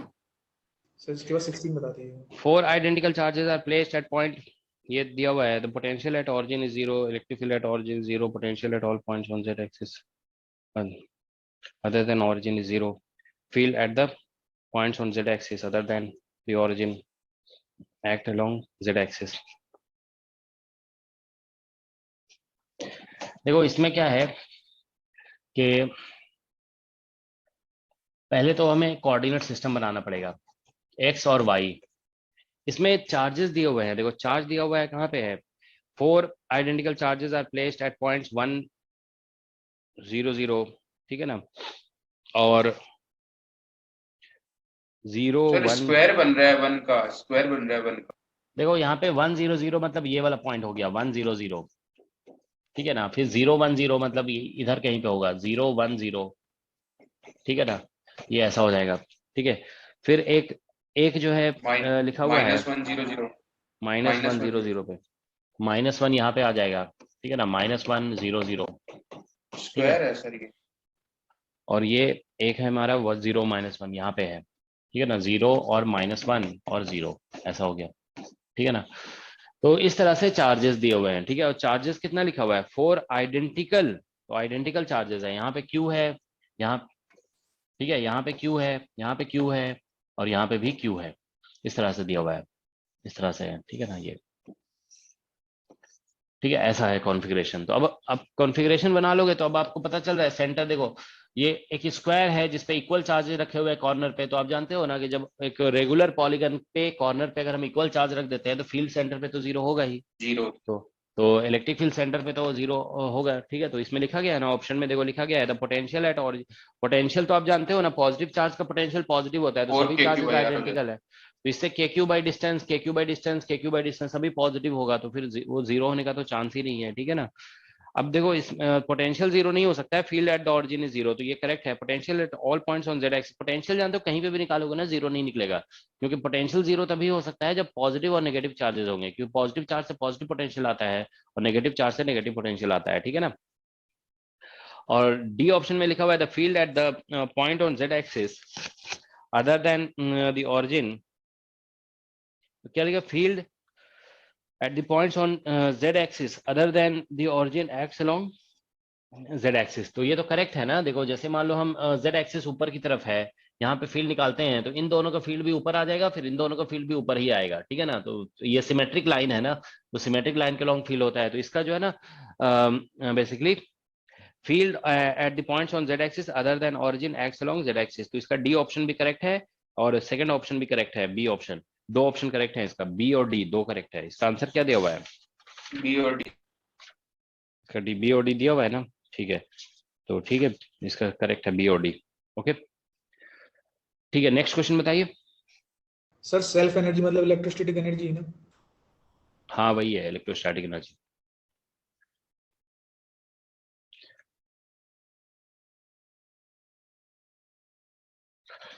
Okay, any other question? Sir 2, question number 2 क्या लिखा गया है, a charge plus q is placed at the origin, नहीं, a charge plus q is placed at each points x0, 3x0, 5x0 so on, and charge minus q is placed at each points 2x0, 4x0, 6x0 and infinity है ना। So here x0 is the positive constant, मतलब alternate जो है ना, देखो plus Q और minus Q alternate charges रखे हुए हैं, जैसे x0 पे आप देखो माइनस क्यू प्लस क्यू है, तो 2x0 पे माइनस क्यू रखा हुआ है, तो अल्टरनेट पॉजिटिव नेगेटिव चार्जेस लिखा हुआ है, ठीक है ना।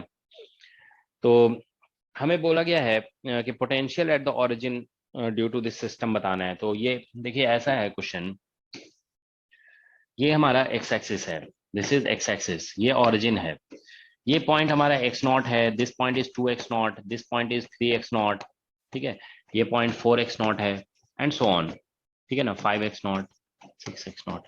अब देखिए यहाँ पे चार्ज रखा हुआ है q, यहाँ पे माइनस q, फिर यहाँ पे q, ठीक है ना, फिर यहाँ पे माइनस क्यू, फिर यहाँ पे प्लस क्यू, फिर minus Q and so on. इस तरह से चार्जेस रखे हुए इन्फिनिटी तक। अब बोला गया है ऑरिजिन पे पोटेंशियल निकालने के लिए, पोटेंशियल एट ऑरिजिन निकालोगे तो देखो के क्यू और बाय डिस्टेंस होता है, यही होता है ना। तो इससे निकालोगे तो के क्यू बाई डिस्टेंस ये इतना आ जाएगा, इससे निकालोगे नेगेटिव है तो के क्यू बाई और 2x0 हो जाएगा, फिर इससे निकालोगे तो के क्यू बाई और 3x0 हो जाएगा, और प्लस फिर इससे निकालोगे तो माइनस के क्यू और बाई 4x0 हो जाएगा, ठीक है, एंड सो ऑन। ये हो गया, ठीक है ना। तो अब देखिए यहाँ से के क्यू और बाई x0 तो कॉमन हो जाएगा, ये बन जाएगा 1 माइनस 1/2 और plus 1/3 minus 1/4 and so on, ये आ जा रहा है। तो आप सभी जानते हैं कि ये सीरीज, ठीक है ना, दिस सीरीज कितना होगा, ये सीरीज किसी को पता है ये सीरीज? -1 नहीं, देखो ये जो है ना, ये एक्सपोनेंशियल का जो सीरीज होता है ना उसमें फैक्टोरियल आता है, इसमें फैक्टोरियल नहीं है ना, हाँ तो एक्सपोनेंशियल नहीं हो सकता है, साइन कोसाइन कुछ नहीं हो सकता है, साइन कोसाइन सभी में फैक्टोरियल होता है। ये ln का देखो ln 1 प्लस एक्स जो सीरीज होता है ना वो x माइनस, ध्यान रखोगे ये जो है ना ln 1 plus x is equal to x minus x² 2 plus x³ 3, ठीक है ना, ऐसा होता है, minus x⁴/4 plus x⁵/5 and so on, ठीक है ना, ये सीरीज होता है, ठीक है ना। तो देखो अगर हम यहाँ पे x की जगह 1 पुट करेंगे ना तो ये बेसिकली 1 पुट करने पे ये कंप्लीट सीरीज ऑब्टेन हो जाएगा। तो ये बेसिकली यहाँ पे देखो 1 पुट करोगे तो ये सीरीज आ जाएगा, यहाँ 1 पुट करने पे 2 आ जाएगा, तो ये ln 2 है, ठीक है ना।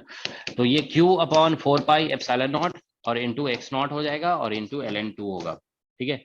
ये सभी जानते हो, बहुत ही बेसिक क्वेश्चंस हैं, आप लोग को जानते हो, ये खुद से करना चाहिए ये सभी क्वेश्चन। इससे एक सीरीज बन गया, अभी सीरीज को थोड़ा ढूंढना चाहिए, ठीक है ना। इसको मान लो नहीं जानते हो तो कोई बात नहीं है, आप सर्च करोगे ना अगर डिफरेंट सीरीज तो पता चल जाता है ये। चलिए ठीक है, नेक्स्ट क्वेश्चन बताइए। नेक्स्ट क्वेश्चन असाइनमेंट 4 का है। इसी बुक में? नहीं सर, अपलोडेड वाले में। एक मिनट देख रहे हैं।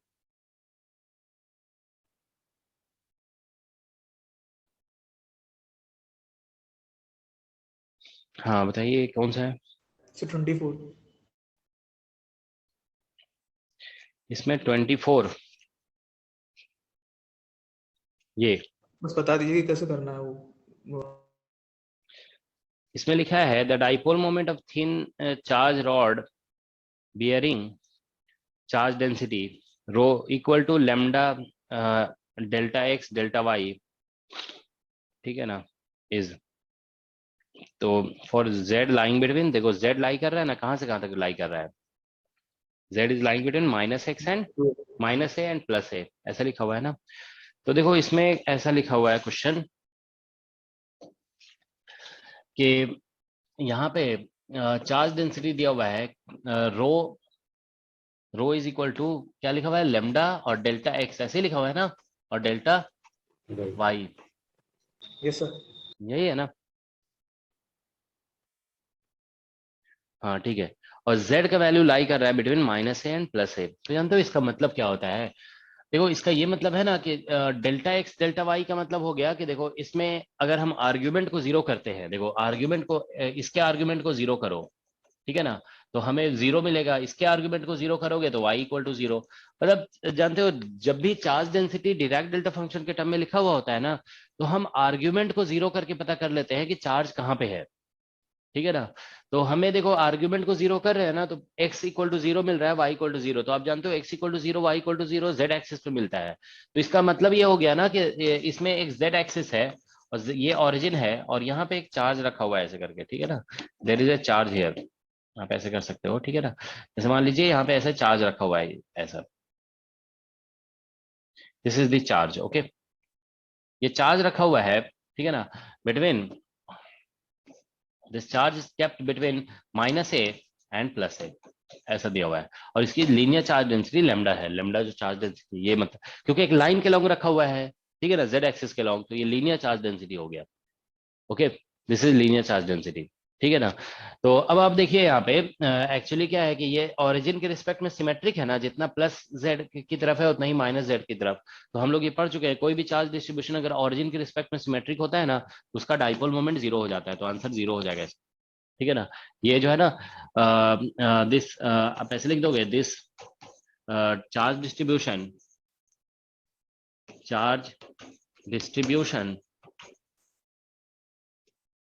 is symmetric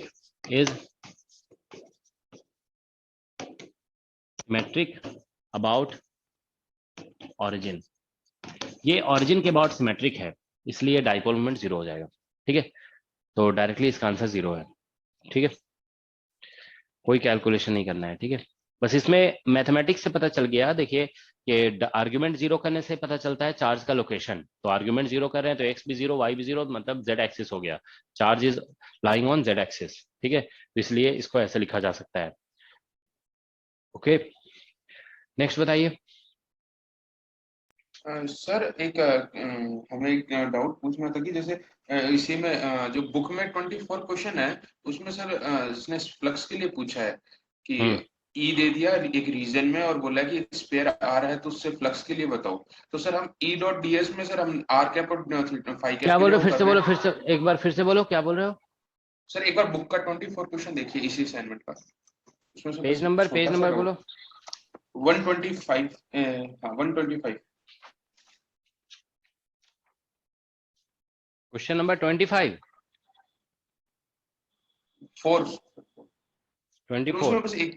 उसमें ये तो करवा रखा है ना क्वेश्चन आप लोग को, नहीं कराया गया क्लास में। नहीं, हमें सर एक चीज पूछनी थी कि जैसे सर जो ये ऐसे क्वेश्चंस होते हैं उनमें सर जो चार्ज को फिर हम चेंज करें क्या, कि जैसे जो charge q E dot d s equal to q enclose upon epsilon nought उससे निकालने। तो चार्ज क्यों निकालेंगे इसमें? फ्लक्स इलेक्ट्रिक फील्ड दिया हुआ है, फ्लक्स निकालना है तो चार्ज क्यों निकालोगे इसमें?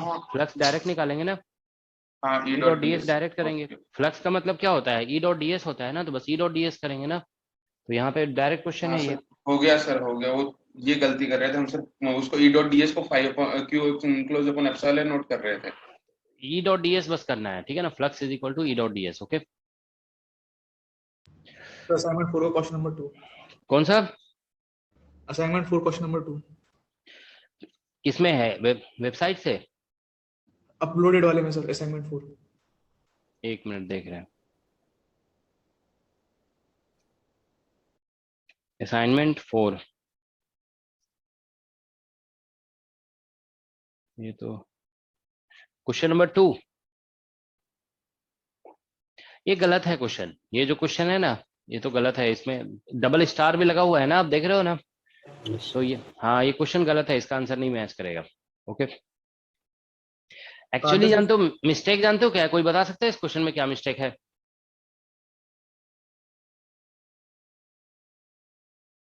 सर क्वेश्चन नंबर कौन सा है? असाइनमेंट 4 का क्वेश्चन नंबर 2 जो अपलोडेड असाइनमेंट है उसमें जानते हो मिस्टेक क्या है इस क्वेश्चन में? मिस्टेक ये है ना कि इस क्वेश्चन में एक्चुअली रेडियल कंपोनेंट बोला गया है, ठीक है ना। और रेडियल कंपोनेंट जो है ना कोई यूनिक कंपोनेंट नहीं होता है। Radial component is not unique.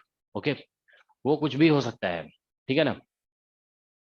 तो radial component is not unique actually, क्योंकि रेडियल डायरेक्शन यूनिक नहीं है ना, तो इसीलिए आंसर गलत हो जा रहा है। ठीक है, जैसे अगर एक्स कंपोनेंट बोला जाता है ना तो आपके माइंड में इमीडिएटली आता है कि एक्स डायरेक्शन इधर होता है, ठीक है ना। लेकिन रेडियल डायरेक्शन कोई यूनिक डायरेक्शन होता ही नहीं है। देखो ऐसे, जैसे मान लो ये एक्स एक्सिस है, ये वाई एक्सिस है, ठीक है ना, तो ये भी रेडियल डायरेक्शन है, ये भी रेडियल डायरेक्शन है, ये भी रेडियल डायरेक्शन है, ये भी रेडियल डायरेक्शन है, ये भी है, तो ये भी है, ये भी है, ठीक है ना। अब मान लीजिए डाइपोल मोमेंट तो एक वेक्टर होता है, आप जानते हो डाइपोल मोमेंट का एक फिक्स डायरेक्शन होता है। तो देखिए डाइपोल मोमेंट, मान लीजिए सपोज हमने कैलकुलेशन किया और सपोज करो हमारा डाइपोल मोमेंट इधर निकल गया पी, इस डायरेक्शन में। तो देखिए डाइपोल मोमेंट अगर इस साइड निकल गया, मान लीजिए इधर ना निकल करके डाइपोल मोमेंट ऐसे निकल गया, ठीक है ना। सपोज करो कि डाइपोल मोमेंट हमारा जिधर भी निकलता है, ठीक है ना, तो देखो जो भी डाइपोल मोमेंट निकलेगा ना, अगर मान लीजिए ऐसे निकल जाता है तो यही रेडियल डायरेक्शन हो गया, ठीक है ना। अब मान लीजिए डाइपोल मोमेंट हमारा ऐसा निकल जाता है, suppose dipole moment comes out to be like this, इधर इस डायरेक्शन में, ठीक है ना, तो ये भी रेडियल डायरेक्शन है, ठीक है। तो इसमें थोड़ा सा मतलब मिस्टेक यही है कि इसमें क्लियर बताया नहीं है कि क्या बोलते हैं कौन सा कंपोनेंट निकालना है, ठीक है। इसको भी हम रेडियल बोल सकते हैं क्योंकि वो ये डायरेक्शन भी रेडियली आउटवर्ड जा रहा है, तो this is also radial direction.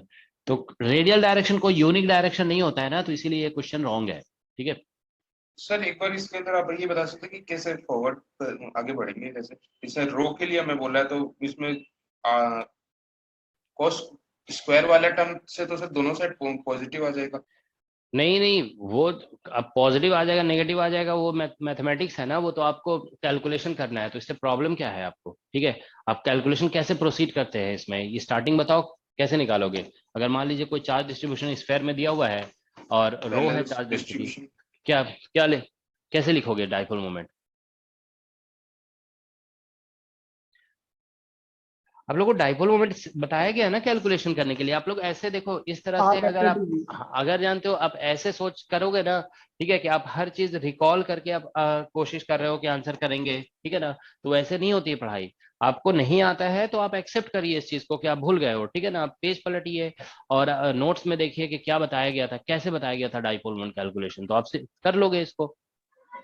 कैसे बताया गया? अगर हम आपसे स्टार्टिंग पूछते हैं कि how will you calculate dipole moment, P vector आपको निकालना है, कैसे निकालोगे? सर पहले DQ ले लेंगे सर, और उसके बाद नहीं, फॉर्मूला क्या होता है? Formula integration what of is the DQ formula? Dot integration of r R vector DQ। क्या होता है? R vector R vector DQ। हाँ, आर वेक्टर डी क्यू, ऐसे करोगे ना, तो पहले तो ये सब इंटीग्रेशन बोलोगे ऑफ ना। DQ डॉट हाँ, तो अब डी क्यू को कैसे लिखोगे? What will you right D Q? DQ। D Q कैसे लिखेंगे? सर DQ रो DV। रो हाँ, रो डीवी डीवी लिखेंगे, है ना, इसको रो डीवी लिखेंगे। तो यस सर। ये सब और करोगे ना, आप लोग डायरेक्ट पूछते हो सर इसको कैसे करेंगे, कॉस स्क्वायर पॉजिटिव नेगेटिव, ये सब बोलने की क्या जरूरत है कि कॉस स्क्वायर पॉजिटिव है नेगेटिव है? ठीक है, वो सब बोलने की जरूरत ही नहीं है बिल्कुल, बस आप ऐसे करिए, यहाँ पे रो का वैल्यू पुट करिए, आर वेक्टर को फिर आप कन्वर्ट करिए। तो हम बता चुके हैं ना कि आर वेक्टर को कार्टेशियन में कन्वर्ट करना पड़ता है, फिर इंटीग्रेशन यस होता है। सर। तो इसको एक्स आई कैप, वाई जे कैप, जेड के कैप, ये सब कन्वर्ट करोगे, फिर इंटीग्रेशन करोगे, आंसर हो जाए आ जाएगा। ठीक है, इसमें पॉजिटिव नेगेटिव की बात कहाँ से आ गई? ठीक है, तो जानते हो जब भी देखो कोई क्वेश्चन, अगर हम आपको तरीका बता रहे हैं, देखो लर्निंग का एक तरीका होता है, जैसे ये क्वेश्चन है डाइपोल मोमेंट, आपको आपने ट्राई किया, नहीं समझ में आ रहा है कि कैसे होगा, आप क्वेश्चन को भूल जाओ, इसका मतलब आप क्वेश्चन नहीं अटेम्प्ट कर पा रहे हो ना, इसका मतलब कॉन्सेप्ट क्लियर नहीं है। इमीडिएटली आप जाइए, जो कॉन्सेप्ट बताया गया उसको रिवाइज करिए, फिर अटेम्प्ट करिए, उसको देखिए, पैटर्न देखो, हर हमेशा जानते हो क्वेश्चन सॉल्व करने का मतलब ये होता है ना, आपको पैटर्न नोटिस करना है। जैसे हम डिफरेंशियल इक्वेशन बोल रहे हैं ना, कि आप डिफरेंशियल इक्वेशन में पैटर्न पता कर लेंगे ना, तो फिर आप सीख जाएंगे। तो इसमें भी देखो कि हम स्टेप्स कैसे लिए थे, उसको कॉपी पेस्ट करना है आपको बस।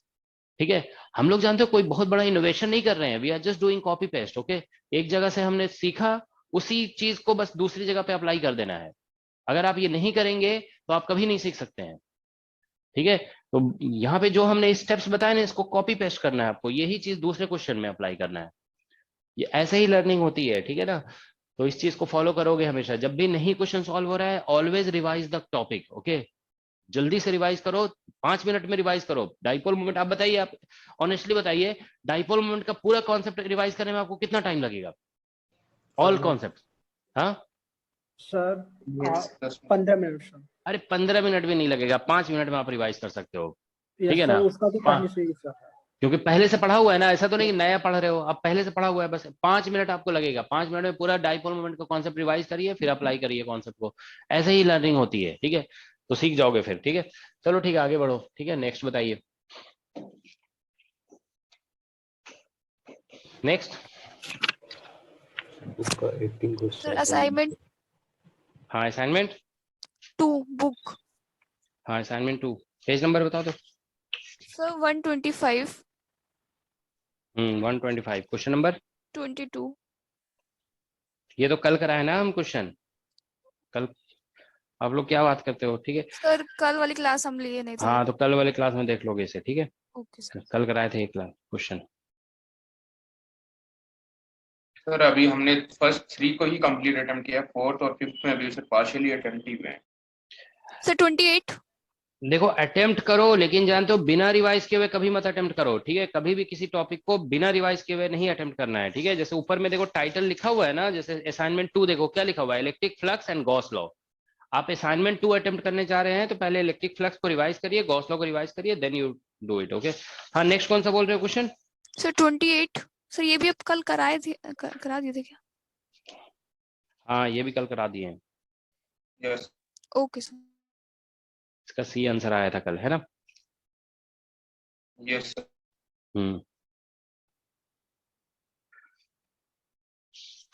सर 4th 5th के लिए सर कल कर ले, क्योंकि सर हमने 4th और 5th कंप्लीट नहीं कर पाए हैं, उसके अंदर थोड़ा सा सर आज हम उसको कंप्लीट। चलो ठीक है, करोगे उसको। ठीक है, सर फिर कल क्लास रहेगी या नहीं? कल इवनिंग में टेस्ट है तो। कल कौन सा दिन है? कल संडे कल है ना? संडे ही तो है। Yes sir. मंडे को होगा ना? कल क्लास रखेंगे, ठीक है? सर कल थोड़ा सा लेट रख सकते हैं क्लास, या फिर मतलब इस दोपहर वाले टाइम में, क्योंकि अगर दोपहर वाले में अगर आप नया टॉपिक स्टार्ट करा रहे हो तो फिर सुबह नहीं, कल तो सर जानते हो, नहीं कल हम प्रॉब्लम डिस्कस ही करेंगे। देखो प्रॉब्लम करना भी बहुत जरूरी है, ठीक है? बिना प्रॉब्लम किए हुए आप नहीं। आगे। हाँ। हम इसके लिए नहीं बोल रहे सर, हम जैसे दोपहर वाला स्लॉट है ना 3 to 5, उसमें अगर आप कोई दूसरी स्टार्ट नहीं करा रहे हो तो कल ईएमटी वाली क्लास उस टाइम पे रख सकते हैं। चलो ठीक है, हम कर लेंगे कल। देखते हैं, प्लान करते हैं कल क्या रहेगा, ठीक है? सर असाइनमेंट फर्स्ट जो है सर उसमें 80 नंबर क्वेश्चन बुक से सर उसमें एक डाउट है। 1 मिनट देख रहे हैं। असाइनमेंट 1 में कितना है पेज नंबर? Page number 118। 118 18। ये भी तो हम कराए हुए हैं ना क्लास में। हाँ सर आपने कराया है सर। जो इलेक्ट्रिक फील्ड इसमें सर जो राइट हाफ में लेंगे सर पॉजिटिव उस पे चार्ज रहेगा, तो सर फर्स्ट क्वाड्रेंट की इलेक्ट्रिक फील्ड थर्ड क्वाड्रेंट में मतलब उसकी डायरेक्शन होगी सर, तो ये रिजल्टेंट निकाल कर सकते हैं क्या इसको? हाँ हाँ, रिजल्टेंट से भी कर सकते हैं, ठीक है? ऐसा हो जाएगा ना यहाँ पे। ऐसे देखो यहाँ पे मतलब ऐसा है, देखो इसमें कॉस थीटा डिपेंडेंस है ना। लेमडा लेमडा जो है वो प्रोपोर्शनल टू कॉस थीटा है। तो थीटा 0 से पाई/2 तक पॉजिटिव होता है। ये वाला पोर्शन पॉजिटिव है, ठीक है? ये भी पॉजिटिव है, ठीक है ना? ये पॉजिटिव है, फिर ये नेगेटिव है और ये भी नेगेटिव है। तो देखो अगर हम सभी का first quadrant, second quadrant, third quadrant, fourth quadrant, तो ऐसे देखेंगे ना, फर्स्ट क्वाड्रेंट का फील्ड जो है ना ऐसे करके इसका इधर आएगा थर्ड में, ठीक है? इसका फिर सेकंड वाले फोर्थ क्वाड्रेंट वाले का फील्ड इधर जाएगा, तो इन दोनों का रिजल्टेंट तो इधर आएगा ना, इस साइड ऐसे। और तो सर इन जो दोनों ये का माइनस आई कैप में आएगा सर वही उसी जो 2 और 3 की वजह से आएगा वो डबल हो जाएगा ना सर, इसी हाँ, मतलब यही इसमें हो 2 की जाएगा वजह से ना। फील्ड इधर ही आएगा ना। 2 का फील्ड भी इधर ही आएगा, नेगेटिव है तो टूवर्ड्स द चार्ज इधर आएगा 2 का फील्ड, और 3 का फील्ड निकालोगे तो इधर ही आएगा ऐसे, ठीक है ना? तो फिर इन तो रिजल्टेंट तो इस साइड आएगा ही, ठीक है ना? सर जो उसमें रिजल्टेंट में 2a cos थीटा बाई 2 से जो एंगल लेंगे सर वो 90 लेंगे सर इसके लिए।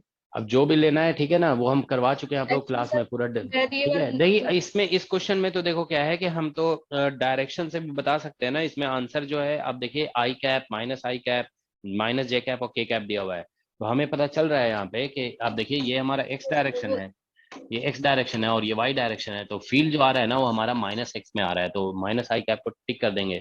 और आपको बताया गया इस क्वेश्चन में जो है ना, नहीं ऐसे क्वेश्चन में देखो 1 मिनट पहली बात ये ध्यान रखो कि ये थीटा डिपेंडेंट का क्वेश्चन है ना, इसमें ऐसे क्वेश्चन सॉल्व नहीं किया था कि हम फर्स्ट क्वाड्रेंट का निकालेंगे फिर सेकंड का, दोनों के बीच में एंगल निकाल देंगे। ऐसा नहीं होता है इसका सॉल्यूशन। इसका सॉल्यूशन करने के लिए हम आप लोग को बता चुके हैं, ठीक है ना? इसका मेथड ये होता है कि आप एक छोटा सा एलिमेंट लोगे यहाँ पे ऐसे डी क्यू, और डी क्यू ये एंगल यहाँ से थीटा ले लोगे, ठीक है? इसका फील्ड ऐसे निकालोगे डी, ठीक है? तो ये एंगल भी थीटा सर ऐसे तो थीटा हो कर जाए। लिया सर। तो बस ऐसे ही बनाना है और कोई तरीके से नहीं बनेगा ये, ठीक है ना? हमेशा ध्यान रखो सर वेरिएबल क्योंकि चार्ज सर नहीं तो आप देखो एक हाँ ये सर लर्निंग यूनिफॉर्म का मेथड यही होता है ना। सेम अप्लाई कर सकते थे। कोई भी कंटिन्यूअस चार्ज डिस्ट्रीब्यूशन है ना, अगर उसका फील्ड निकालने का तरीका यही होता है कि छोटे से एलिमेंट्स, ऐसा नहीं कि यूनिफॉर्म भी होगा तो ऐसा भी उसमें भी ऐसा नहीं करेंगे कि हम एक क्वाड्रेंट का निकालेंगे फिर दूसरे क्वाड्रेंट का निकालेंगे दूसरे का फिर रिजल्टेंट निकालेंगे, ऐसा नहीं करते हैं, ठीक है ना? मेथड यही है। एलिमेंट कंसीडर करके हाँ, कंटिन्यूअस डिस्ट्रीब्यूशन जब भी होगा ना, कंटिन्यूअस डिस्ट्रीब्यूशन, तो एक छोटा सा एलिमेंट लोगे, बस एक ही एलिमेंट लेना है, एक से ज्यादा भी नहीं लेना है, एक एलिमेंट लेना है और उस एलिमेंट का फील्ड निकालेंगे और डी को फिर कंपोनेंट में रिजॉल्व कर देते हैं और कंपोनेंट में रिजॉल्व करके फिर इंटीग्रेशन किया जाता है, ठीक है? कंपोनेंट में रिजॉल्व करना नेसेसरी है, अगर कंपोनेंट में आप रिजॉल्व नहीं करेंगे तो भी आंसर नहीं आएगा, ओके? ठीक है, तो यही मेथड है इसका, ठीक है? हाँ बताइए और नेक्स्ट क्या है?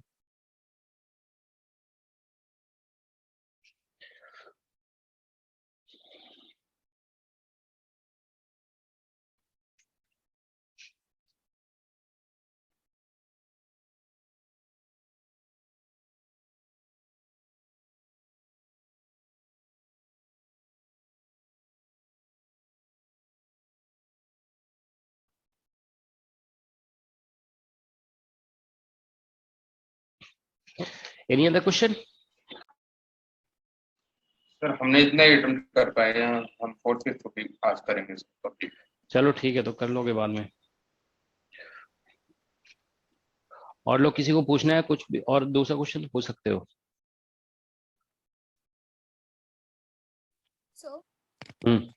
सर असाइनमेंट 2 में 10 क्वेश्चन जो है ये बुक से है? हाँ sir page number 123। Question number 10। हाँ सर, तो सर उसमें जो ए नोट दिया हुआ है, मतलब सर रो वाली एक्सप्रेशन में, हम्म तो सर वैसे तो सर इसका आंसर मतलब कुछ नहीं आ रहा है, लेकिन सर ए नॉट को हम ऐसे ही रहने देंगे या फिर देखो इसमें लिखा गया है common model for distribution of charge in hydrogen atom has point like proton of charge plus q naught at center and electron with static charge distribution minus q naught upon pi। ठीक है, तो electric field at r equal to a due to this system.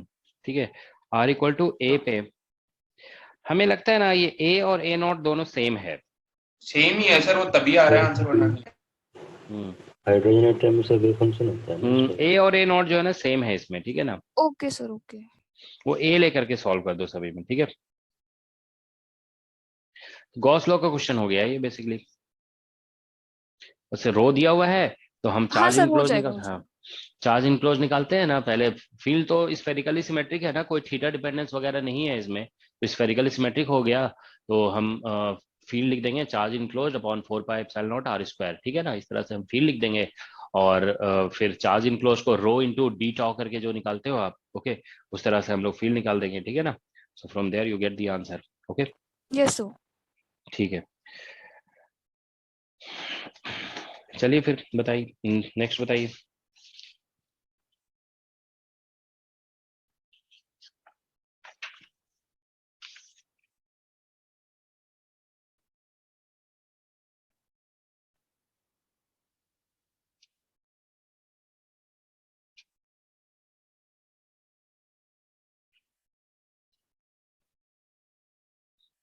Sir assignment 3 में question number 10 sir verbal बता दीजिए। Assignment 3 ये book से ही है ना, question number sir page 10। Number, हाँ, 128। क्वेश्चन नंबर 10 ये भी तो कल हम करवाए थे ना, इसमें बस ग्रेडियंट ले लो इसका, ये जो पोटेंशियल ओके दिया हुआ है ना उसका ग्रेडियंट ले लेंगे तो फील्ड क्या होता है, minus minus gradient of potential, ठीक है ना। Yes sir. तो बस ग्रेडियंट ले लेना है इसमें, ठीक है ना। ग्रेडियंट ले लेंगे और क्या बोलते हैं फिर लास्ट में एक्स और वाई और जेड जीरो पुट कर देंगे, ठीक है। ऑरिजिन पे बोला गया है ना, तो वहां से आंसर आ जाएगा। 10 11 ये सब कुछ कल कराया गया है, ठीक है ना। All these things we have discussed in last class. ये असाइनमेंट 3 का 30 कौन सा बोल रहे हो, असाइनमेंट 3 का 30 क्वेश्चन बुक से। 21 पेज नंबर कितना है? 30 है बुक से, पेज नंबर है 131। Question number 30। Yes sir. इसमें लिखा है charge q is taken from point A to B along two different paths ACB and ADB in uniform electric field. The difference in the work done between these two points, between these two paths is okay। देखो actually ए से B तक ले जाया जा रहा है ना, work done actually force dot displacement होता है। देखो एक्चुअली हम लोग जानते हैं ना कि इलेक्ट्रिक फील्ड जो है ना वो कंजर्वेटिव फील्ड है, ठीक है। तो कंजर्वेटिव फील्ड में लाइन इंटीग्रेशन जो है ना इंडिपेंडेंट ऑफ पाथ होता है अगर इनिशियल और फाइनल पॉइंट सेम है। तो समझ रहे हो ना, आपको कंजर्वेटिव फील्ड का बेसिक डेफिनेशन यही बताया जाता है ना कि it is independent of path. Actually work done जो होता है वो इंडिपेंडेंट ऑफ पाथ होता है। तो आप चाहे ए डीबी में जाइए या ए सी बी में, इनिशियल और फाइनल पॉइंट ए और बी है तो दोनों में वर्क डन सेम होगा, ठीक है। तो इसलिए डिफरेंस जीरो आ जाएगा बिकॉज सर लाइन आप कौन इंटीग्रल। सा क्वेश्चन बता रहे हैं अभी? क्वेश्चन नंबर 30 पेज नंबर 131 पे। Okay sir. तो समझ रहे हो ना, तो इसमें बेसिकली जो पाथ इंडिपेंडेंट होगा एक्चुअली, ठीक है ना, इंडिपेंडेंट ऑफ पाथ हो जाएगा तो इसीलिए इसका आंसर जीरो हो जाएगा, ठीक है। दोनों दोनों पाथ में वर्क डन इक्वल हो जाएगा, ठीक है, ठीक है। इसमें वर्क डन की वैल्यू आ जाएगी 3QE/L, अगर आप और डिटेल में जाना चाहें तो। नहीं, निकालने की जरूरत ही नहीं है, ठीक है ना। यहाँ पे बेसिकली वर्क डन जो है ना इसमें 3 कहाँ से आएगा, 3 नहीं आएगा। वर्क डन जो है ना Q/L डायरेक्ट हो जाएगा। 3 नहीं सर, QL QE/L आएगा, ओके। डिफरेंस तो जीरो आएगा इसमें, ठीक है, ठीक है। नेक्स्ट बताइए।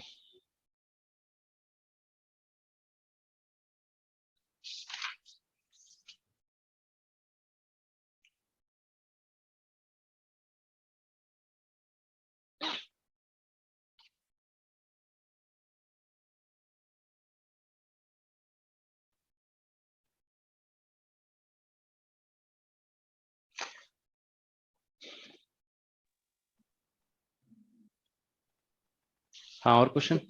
सर वो टिफर वाला क्वेश्चन था जिसमें कंडक्टर की सीट्स को धीरे धीरे डिप्लेस मतलब बाहर की ओर बढ़ाया जाता था सर, वो वाला 2014 में जो आया, 13 में आया था सर। क्या कंडक्टर की शीट को?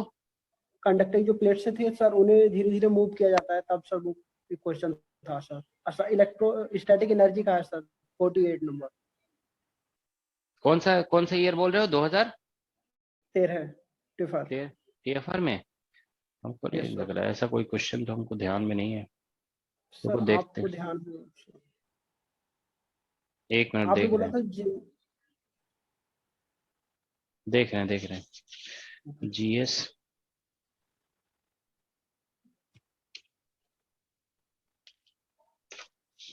सर जो अपलोडेड लेक्चर उनमें भी है सर, वो असाइनमेंट्स हैं सर उनमें। कौन से असाइनमेंट में? सर जो EMT करके जो दूसरे नंबर पे असाइनमेंट है सर, उनमें दिया हुआ है सर, 1 इलेक्ट्रोस्टैटिक मिनट को एनर्जी। हम देख लेते हैं। 2013 का बोल रहे हो ना, यस फिजिक्स सर। में? Yes sir. हाँ देखो इसमें कौन सा क्वेश्चन है बताओ। ये पैरेलल प्लेट कैपेसिटर वाला है सर। अच्छा ये वाला है क्या? ये नहीं सर, पैरेलल प्लेट कैपेसिटर का तो यही है। ये यहाँ सर यही है 9। यही है ना? यस सर, तो 9। इसमें एनर्जी डिफरेंस निकाल दो, ठीक है ना। देखो इसमें क्या लिखा गया है, a parallel plate capacitor of circular cross section with radius r and d is this spacing between the plates is charged to potential V and then disconnected from the charging circuit. If now potential difference V दिया हुआ है, now the plates are slowly pulled apart so that their separation increases from D to D primed, work done will be, ठीक है ना।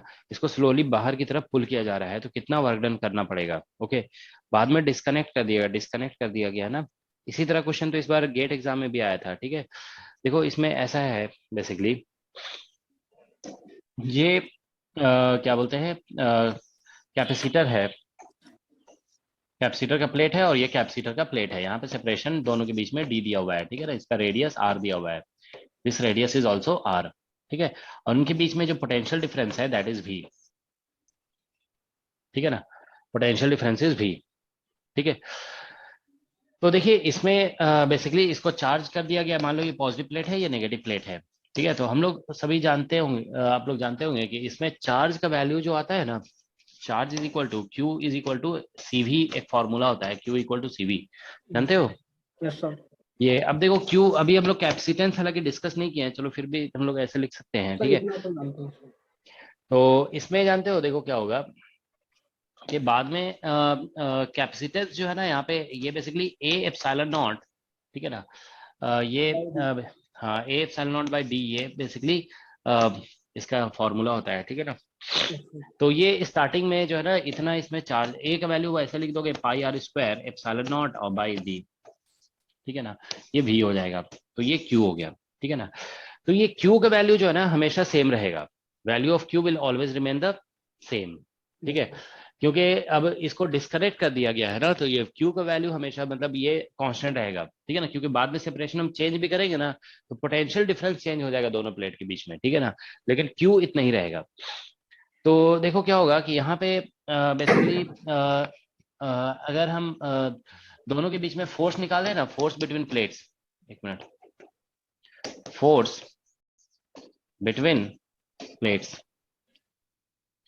तो force का value इतना निकलेगा sigma square upon 2 epsilon naught और इनटू एरिया, ठीक है। दैट इज द फोर्स, ठीक है। आप लोग को याद है हम कंडक्टर में बता चुके हैं कि कंडक्टर के सरफेस पे जो चार्ज की वजह से प्रेशर लगता है ना, वो sigma square upon 2 epsilon not होता है, ठीक है ना। तो ये प्रेशर इनटू एरिया लिख दिया हमने, तो ये बेसिकली फोर्स हो गया, ठीक है ना। तो दैट इज द फोर्स। तो वर्क डन निकालना है ना, तो work done is equal to force into displacement हो जाएगा, तो displacement D prime minus D हो जाएगा, ठीक है ना। बस ऐसे लिख दोगे यहाँ पे, देखो sigma square upon 2 epsilon naught और इनटू एरिया, जो भी एरिया आप लिखना चाहते हो तो पाई R स्क्वायर ऐसे लिख दो, और यहाँ पे D प्राइम माइनस D, ये बेसिकली वर्क डन हो गया। वर्क डन ऐसे ही हो रहा, फोर्स इनटू डिस्प्लेसमेंट, तो बाद में D प्राइम हो गया, पहले D था, ठीक है ना। तो अब आप देखिए, अब देखिए यहाँ पे हम लोग सिग्मा जो लिखेंगे ना, तो सिग्मा चार्ज बाई एरिया, तो इसको भी एरिया रहने दो, ठीक है ना, बाद में लिख देंगे, ठीक है ना। तो ये एरिया है, अब हम Q की जगह पे लिख देंगे, सॉरी सिग्मा की जगह पे लिख देंगे sigma is equal to charge by area. तो यहाँ पे ये बेसिकली ऐसा हो जाएगा, देखो q square upon 2a epsilon nought, ठीक है ना, एक कैंसिल हो जाएगा और डी प्राइम माइनस डी हो जाएगा, ठीक है ना। ये यहाँ से हमने ये लिख दिया ना, तो एक कैंसिल कर दिया हम, ठीक है। अब क्यू का वैल्यू इधर से लिख देंगे, क्यू हमारा ये निकला हुआ है, ठीक है ना, ये इसको भी अभी ऐसे रहने दो, ए एप्सिलॉन नॉट और बाई डी, है ना, ऐसे रह देते हैं, और ये भी है, ठीक है ना।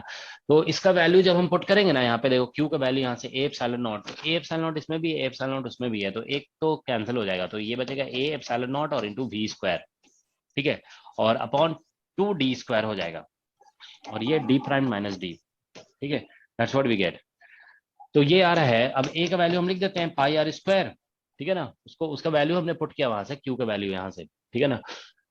तो पाई आर स्क्वायर एप्सिलॉन नॉट और इंटू वी स्क्वायर अपॉन यहाँ से आ रहा है 2d स्क्वायर, और यहाँ से डी प्राइम माइनस डी, यही इसका आंसर है, ठीक है ना, that's the work done. Okay sir, thank you sir.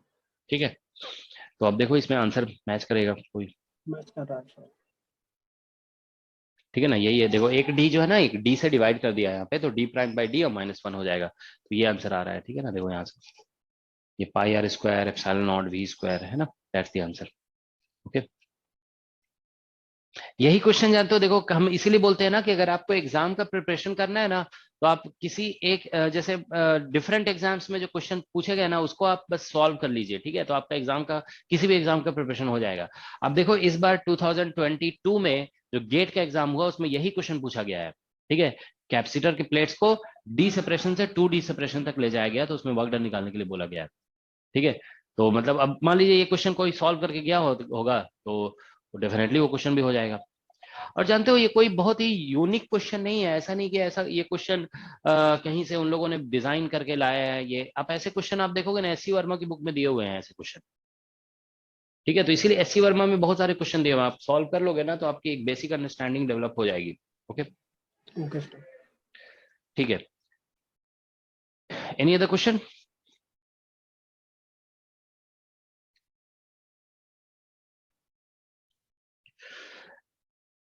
ठीक है, अगर क्वेश्चन नहीं है तो आप लोग जो है ना अभी अटेम्प्ट करिए क्वेश्चन, नेक्स्ट क्लास में हम एक दिन और अभी डिस्कस करेंगे प्रॉब्लम, ठीक है, उसके बाद फिर हम स्टार्ट करते हैं नया टॉपिक, ओके, क्योंकि प्रॉब्लम कराना भी जरूरी है ना। ओके सर, ठीक है, तो अभी स्टॉप कर देते हैं, ठीक है, नेक्स्ट क्लास में हम लोग डिस्कस करेंगे, आप लोग सॉल्व करके रखोगे, 5वें असाइनमेंट अटेम्प्ट कर लोगे, ठीक है, नेक्स्ट क्लास में हम लोग थोड़ा ज्यादा डिस्कस कर लेंगे, ठीक है। ये सर, और सर अगर पॉसिबल हो तो सर कल EMT 3 to 5 जिसे हमें थोड़ा और जिस चलो extra ठीक है, detections लगा पाए। ठीक है, ऐसा कर लेंगे, ओके, थैंक यू ठीक सर। है, ओके।